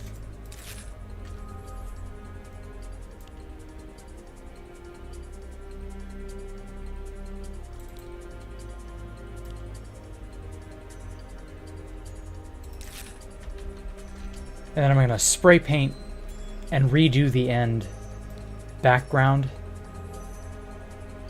Just because it's, I had to paint over a bunch of it. And so the initial beautiful end background that I had was kind of became more jank as time went on. There's a bit of a black outline in places where, like right here, how it's just sort of barely... There's barely some blue back there. That kind of more looks like how the end actually looks. Ow. If the machine is mobile, shouldn't that mean the momentum takes place, can, and move the object? What?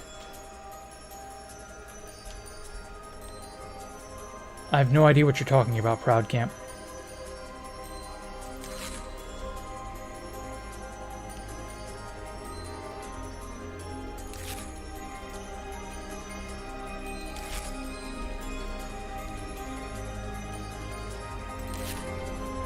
This track is my favorite track, though.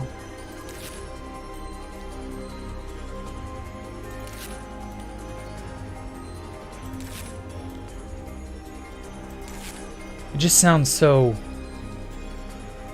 I don't know. It reminds me of Inception.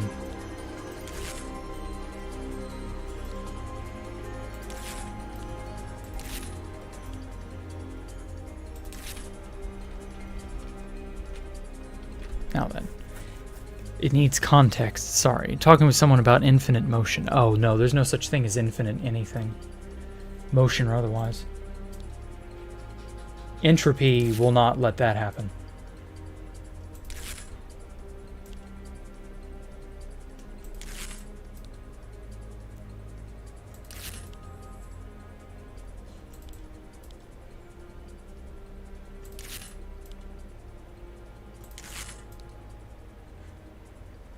There we go. Now then, let's see here. Space Valk is infinite. Well, now one day there will be someone who doesn't know. The name will not be something people care about. There will come a time where nobody knows what it is or cares. That's going to be a sad day.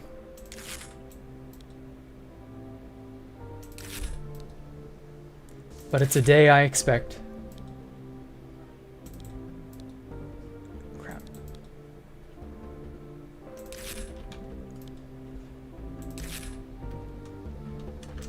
Okay.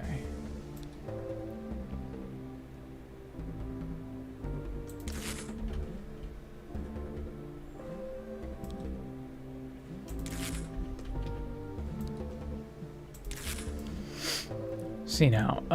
Okay. Do I think Jeff Bezos spies on Elon Musk through his closet? What? No, I don't.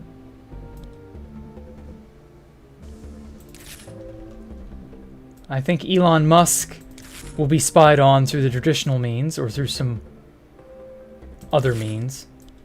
And that Jeff Bezos, while he's probably very jealous of Elon, probably has people who do that shit for him. I can't imagine Bezos would dirty his hands directly with something like spying. No, if anything, Jeff Bezos needs to worry about, who was it? Leonardo DiCaprio? Energy escapes in many different forms through things such as heat. Yes. And those generators are talking about stuff like when... Oh. Okay. I'm not paying enough attention to the conversation going on. in chat. But yeah, Jeff Bezos, that guy, he's a piece of work.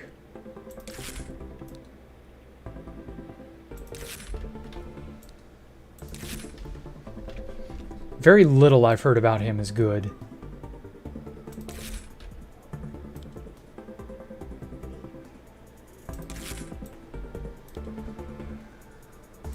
Oh, let's hope the technocracy and the giants of the modern era, let's hope they all fall. And we don't have to worry about their tyranny or anything like that.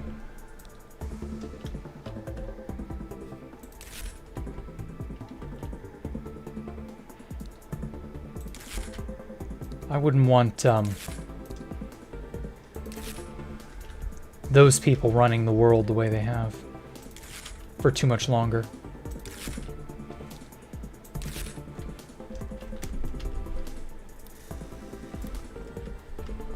But I also don't really care about Elon Musk or Jeff Bezos or anything of that nature. Those people don't interest me because they're self-serving. And they're, you know, it's the same old celebrity drama you hear about from this or that celebrity. Like, who gives a shit, you know?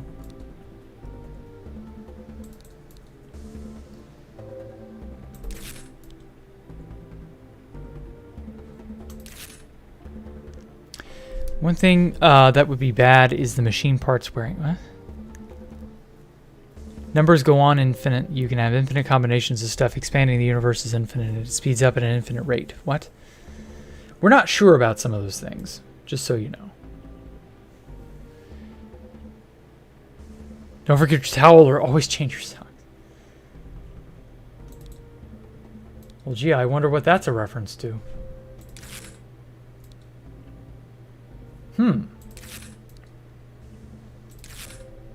The towel thing is interesting, though.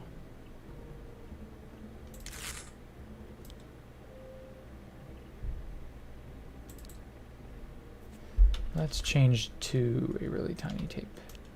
Oh, that's too large. Here we go.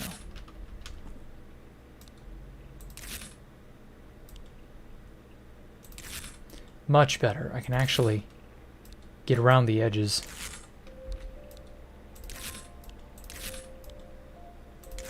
This is to protect the main painting while I spray paint.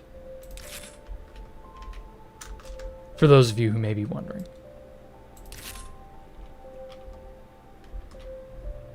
Okay, I got most everything.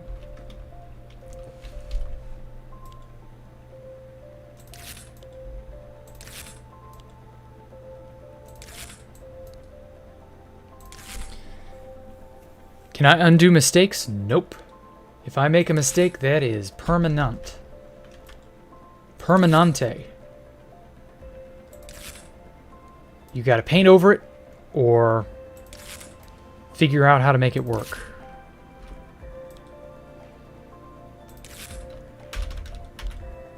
Not very fun if you make a mistake on a part that you didn't want to make a mistake on.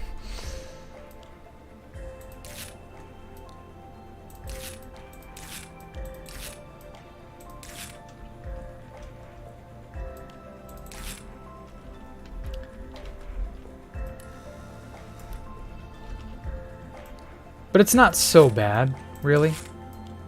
Once you get the hang of how to work everything. You can definitely use things like this to kind of not have to worry so much.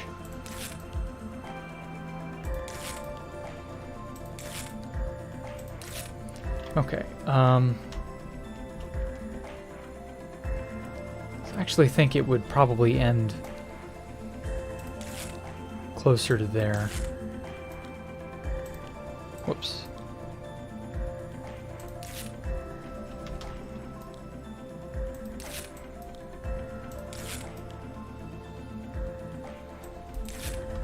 Oh, shit. Saving. What's the point of the digital space if you can't undo? I know, right? But I guess since it's a simulator or whatever, it's trying to simulate how things would actually be if you were painting, which is, in real life painting, you can't undo your mistakes. I'm guessing that's what they're going for. It doesn't really matter that much.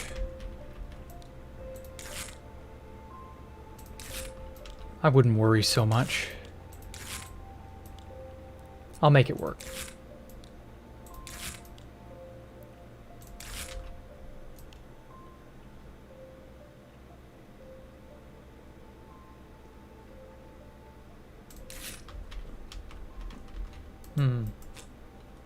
I can get rid of the tape, though.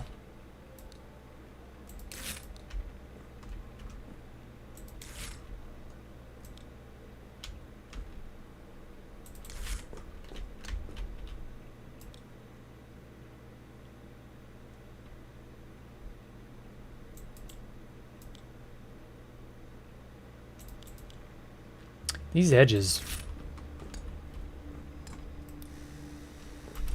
don't want to play ball.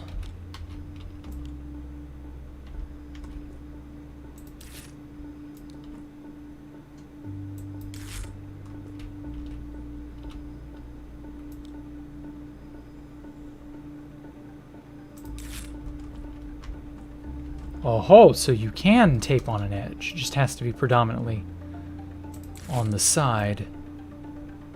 Interesting.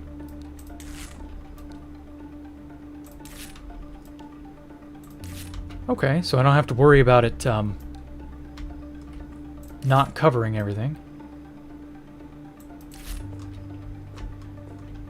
Alright, cool. Now then, I'm good with that for right this minute. Let's get some dark. Dark black is a good, good base.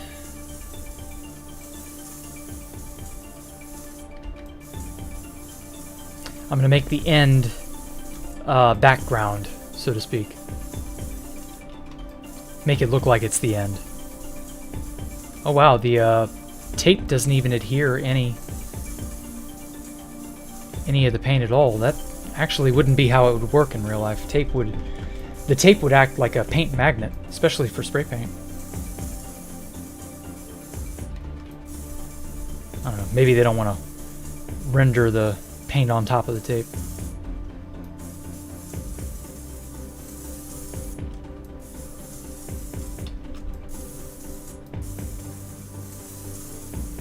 Something like that, who knows. I do actually want to get the sides. Just because it's cool to have part of the painting wrap around the sides, you know?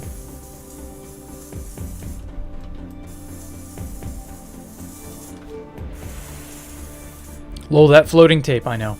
And the climactic music, it's great, isn't it?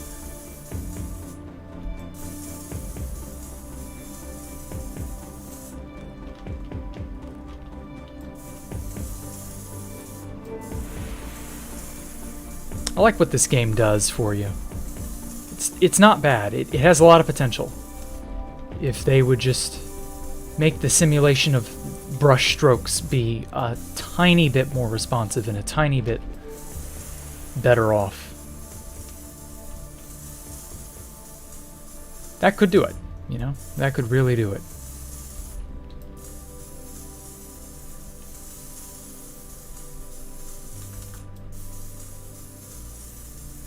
Now then, let's see here. Are buffaloes better than horses? No. Buffaloes can't be tamed in the same way that horses could.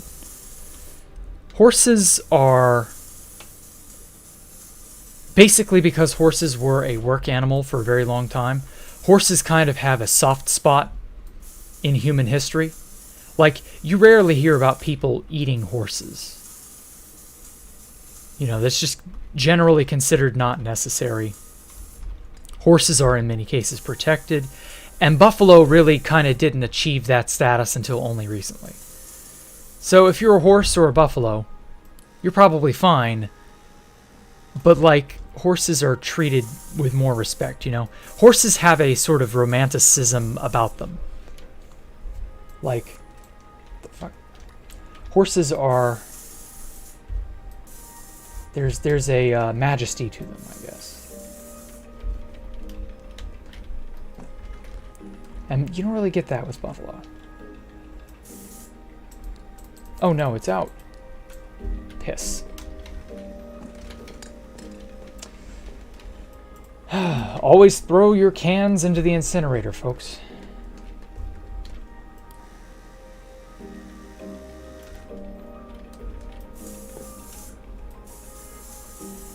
I feel like the tape is in the way. Ironically.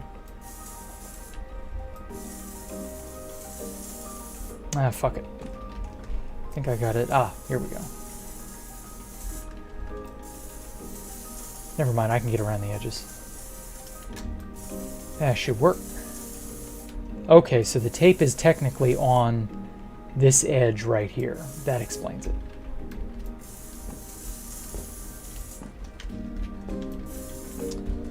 Okay, whatever. Now, let's try this slight. Just a tad bit from the very far away.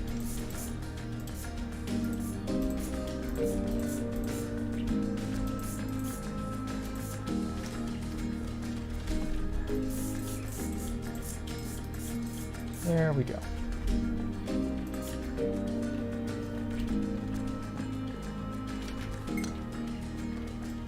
A little bit of magenta.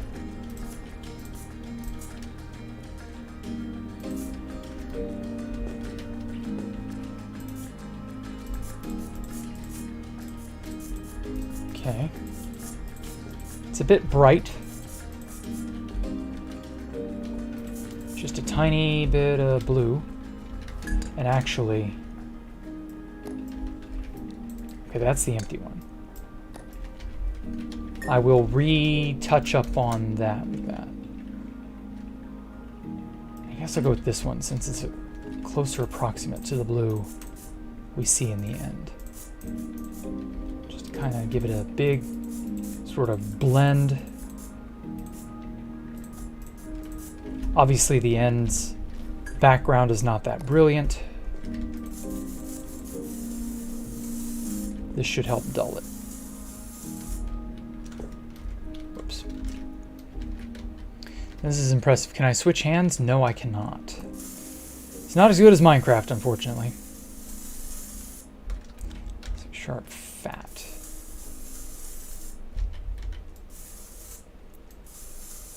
It is pretty well stuck being how it is. But that's okay. Oh, I knocked over water. That's whatever.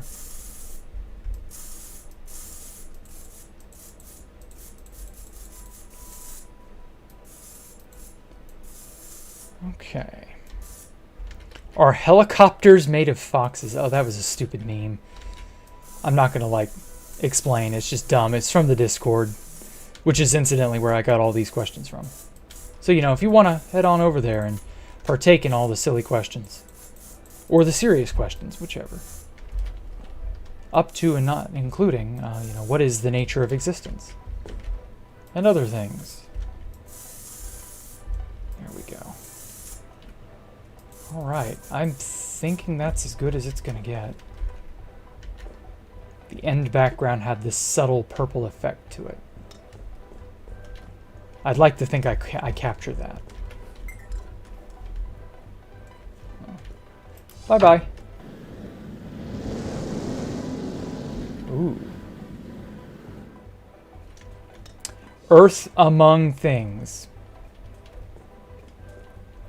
Let me guess, that's an Among Us reference of some kind. Whatever. Now then.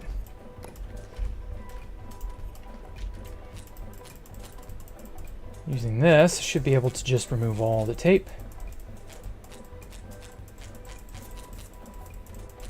And it should have a more crisp look to it.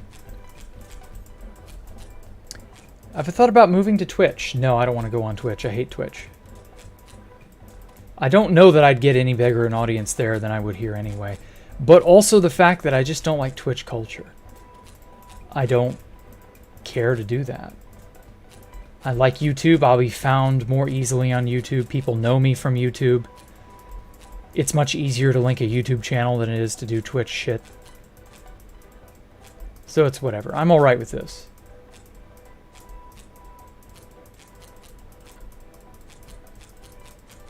Come on. Wish there was an easy way to just remove all the tape at once.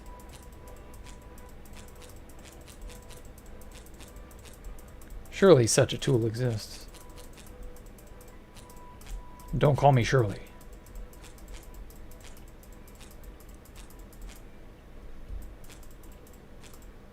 Okay.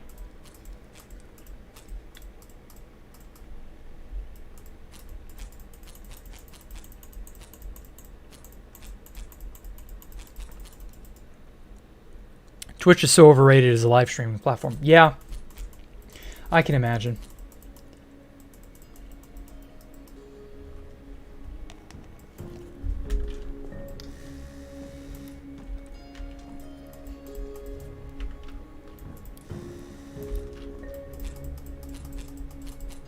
There we go. And that is that. Last thing to do would be to taper this edge. Just a bit. Just like it goes into the background a little. I think. Oh wait, shit.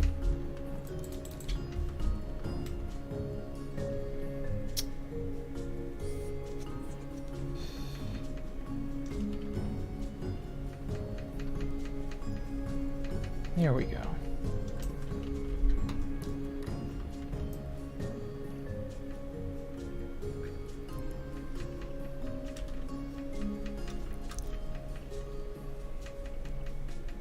Oh, that's wonderful.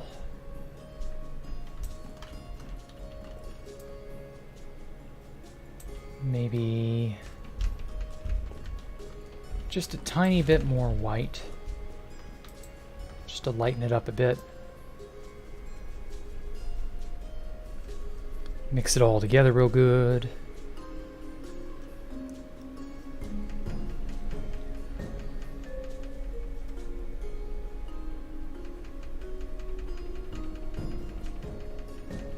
Almost done. Almost finished. I'll actually have finished a painting. Cool.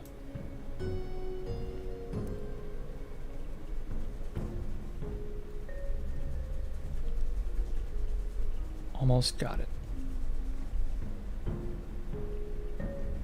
Just to sort of make it feel like it goes off into the distance.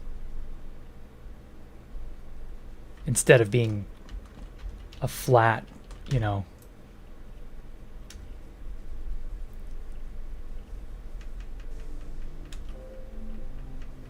It's not a flat edge like it recedes back behind the center. Because this is that giant, where that jungle was going to be. The very top. There we go. Let's take a hairdryer to everything. Let's take a step back and admire my handiwork.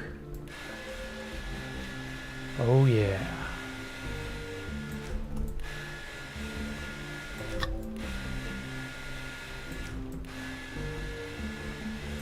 I enjoy Twitch culture, but you hate how inconsistent Twitch staff are enforcing the rule. Yeah, I mean, Twitch is very contentious about stuff like that. How long have I been working on this? About 2 weeks? I started this last week, and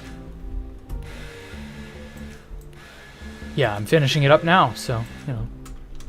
It's some dude finding, I guess I could call it IMBJR, but I don't know. I don't know. It doesn't really look like his skin, first of all. But yeah, it's just some dude who found Space Valk 1 and has flipped his lid. Because he's hit the jackpot or whatever. So yeah. I'll send it back. Yeah. Then it gets eaten.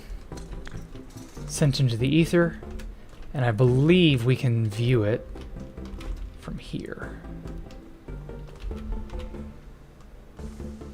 Just stick your head inside. All paintings you sell will be virtualized there. Like this. Yes, for this piece alone, yeah.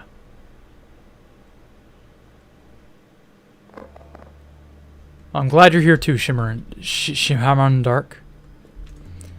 That's Bran about to steal my player heads. Yeah, good enough.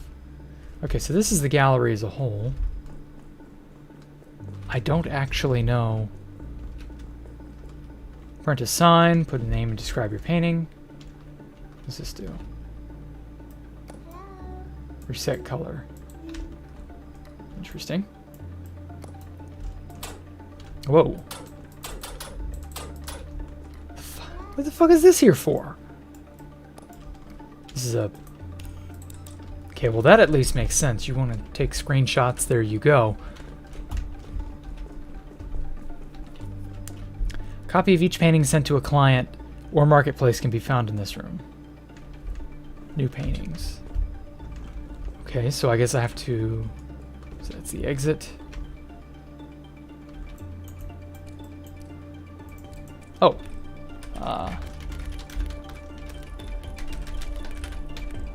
Just gonna name it really simply.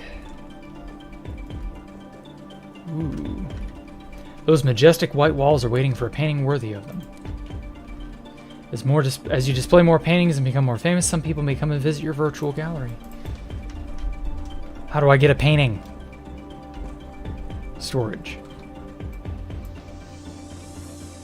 Oh, so you can store paintings here. Interesting. I don't really need that, but new paintings. So is this where everything went? Yeah, okay. I didn't get to really finish that one. But then there's this one.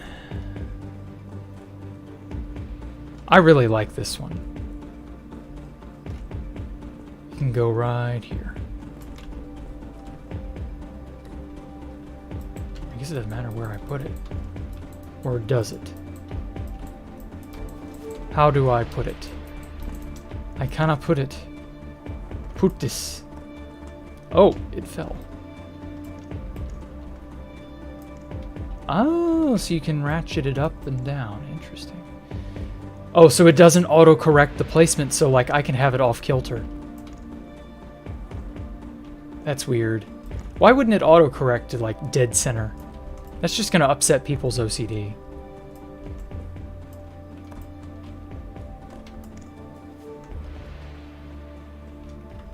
I mean, that's good, but I don't know. Greatest art heist in history committed by an 8-year-old screenshotting NFTs with their phone.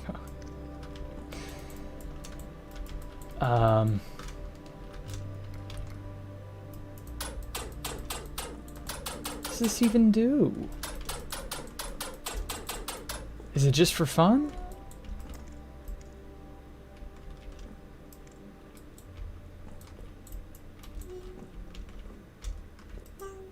Oh, okay. Well, that at least makes some semblance of sense. I actually... Okay. No? White. Black. Yeah, that's fine for the floor. Oh my god, this is horrendous. I love it. F reset. F reset. Cool. Let's never do that again.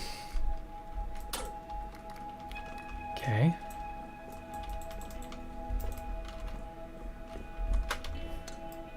Do you have to do it this way? Oh, that's how you do it. Okay. Hangs on walls. So I can rotate it that way. Oh, I'm gonna get it all wonky. Fuck.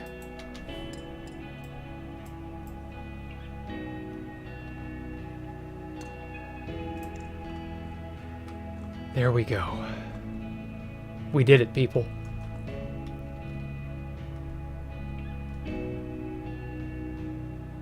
We did it.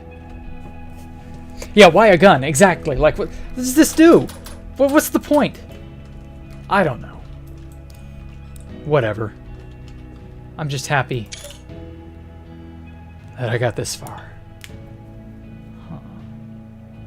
Photos from the main game, main menu, or in-game, or on your computer. Okay. So basically, these are screenshots. Oops. Let's take a few of them. Why not?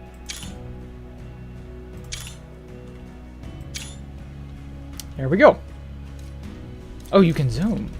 Hell yeah. That looks so cool. I like the, you can see the brush strokes. Pew, pew, pew. And that's that. I'm really just keeping this one for like archival purposes. I didn't get to finish this one. This is the Super Mario RPG opening title screen. I might attempt a new one eventually. I learned a lot while making this one. So like, I'm really just kind of keeping it for sentimental reasons, but yeah. So you've only got 2 halls, A and B. And that's that. Gun is there to shoot intruders. It looks great unfinished. I don't know. I don't know about unfinished. Or I don't know how great it is that it is unfinished, but oh well.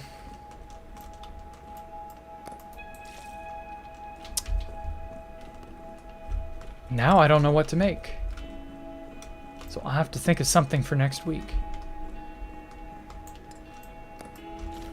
Whoops. Because I'm having way too much fun with this game, just making shit. Splish. I'll have the little robot clean it up here in a sec. Whoops. Buckets full of paint. This is actually useful. I'll get that one in a sec.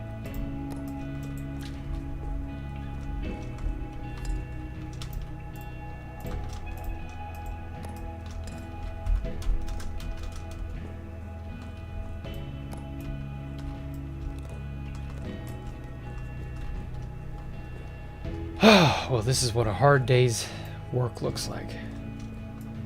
Or so I've been told. I don't know. I've never done a hard day's work. I ain't about that.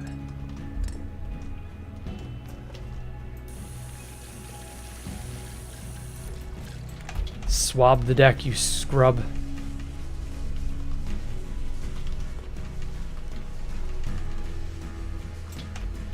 Oh yeah, I should get the robot doing that too. Scrub. Scrub it all.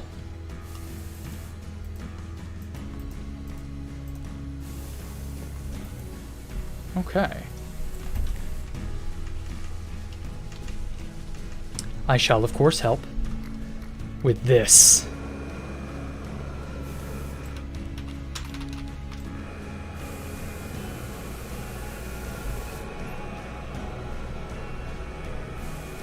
Nothing like dramatic music while you paint. Or while you clean, I mean.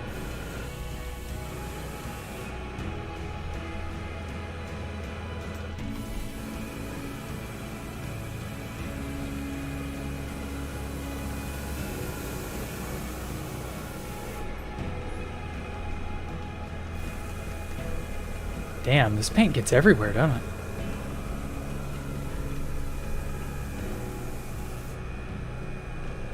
Okay, then.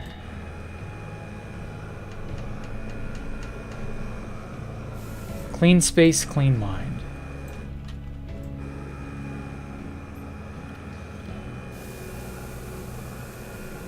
But it should work.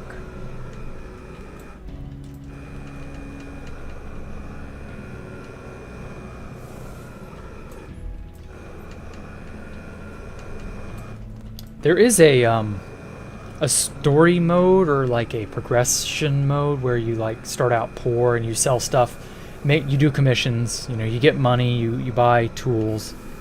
I thought about trying it out, but in all honesty, I just want to paint. I don't really give a shit about jumping through hoops. I just want everything available to do what I want to do and then go about my business from there. Oh no. Oh, damn, that scattered way more than I thought it would.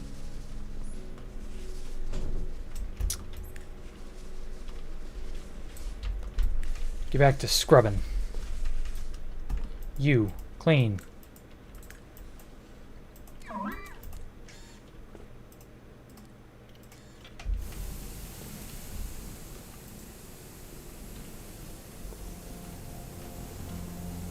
Oh, it cleaned up all the paint over here. Kind of. Only mostly.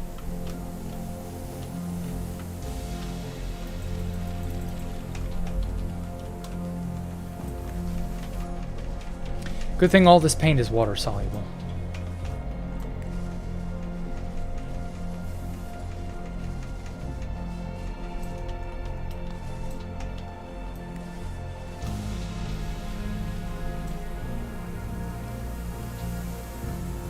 Oh, wow.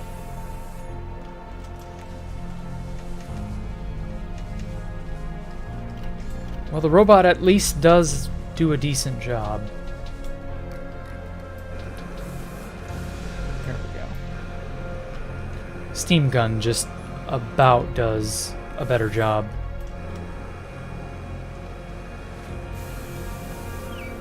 Oh. All that's left is to tackle this.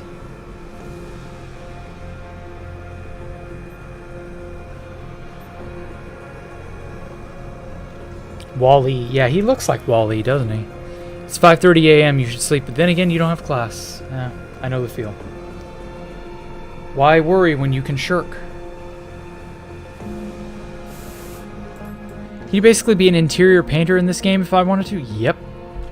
I can paint the walls. I can paint this ugly sculpture thing. I believe I've gotten paint on this ugly sculpture thing already. I can do pretty much anything. I think there is a sculpting, or there are internal decorations, like there are plants and things you can buy. Home decor. So not just actual, you know, adult child toy. Let's buy this. The fuck even is this?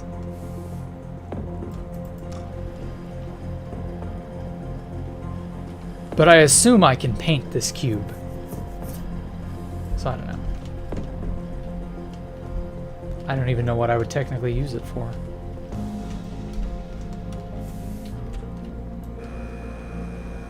So much paint everywhere.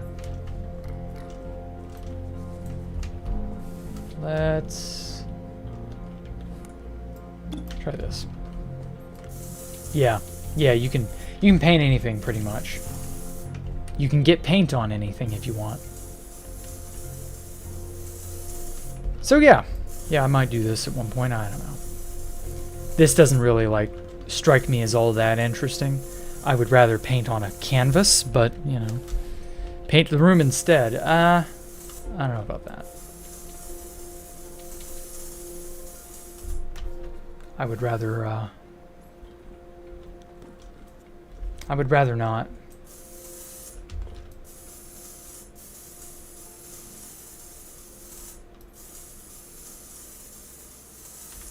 Suppose I could practice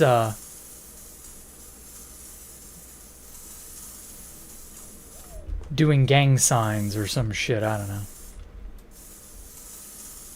Drawing, spraying the tags of various, you know, famous gangs. That's a very shitty smiley face, but you get the idea. Will it burn? No, it won't.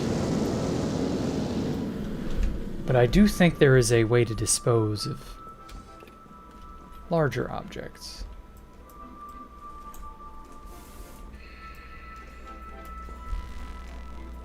Nice. Yes, this is safe to walk on. As it, wow. Cool. Oh, there's some more canvases over here. Oh, that just opens and closes it. What was over here? Oh. This looks to be one of the rooms where you can just paint. But I don't know, I prefer the big bad canvas. let's try this. But at any rate, I'm thinking this is where I'm going to end it for today. This would be great in VR. Maybe. VR is very disorienting to move in. With VR, you could maybe do, I don't know. The simulator itself needs work. It's not like, where did that go? What the fuck? Where'd it go? It ate the pallet. Okay. That's freaky AF or whatever. It ate the fucking pallet. How did it do that? I need a new pallet now. Anyway, as I was saying, so yeah, the simulator needs a lot of work to make it like really good for something like VR. But for painting in VR, I know there are also alternatives for like painting and designing in VR, so it's not like, you know, this isn't your only option for that.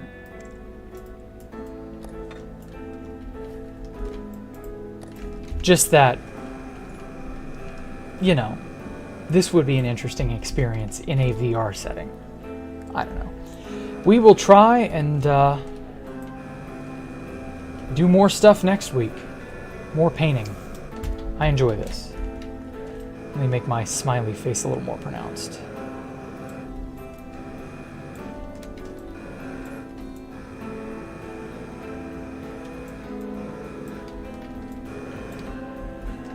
You're just so happy.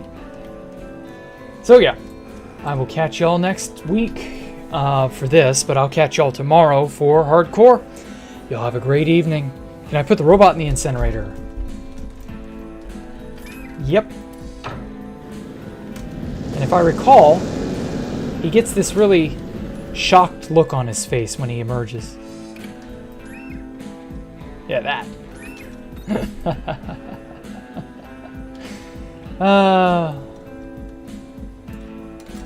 Is he mad or is trash? What does he even consider trash? Oh well. Oh, you can paint it on an easel. Interesting. I don't think I'll ever take advantage of that, but maybe.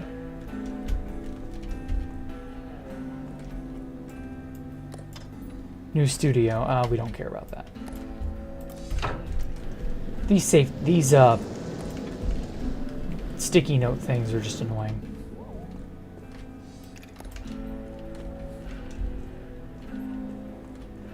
I've kind of gotten everything I need to out of them. Okay. Aww. He's making holographic butterflies. Interesting. Well, at any rate, can I go in the incinerator? Nope. Or, yeah, I can kind of fit in here. But this is as in the incinerator as I can get. Which is about what I expected, in all honesty. Smoking. So yeah, I will catch y'all later. Y'all take care. Bye.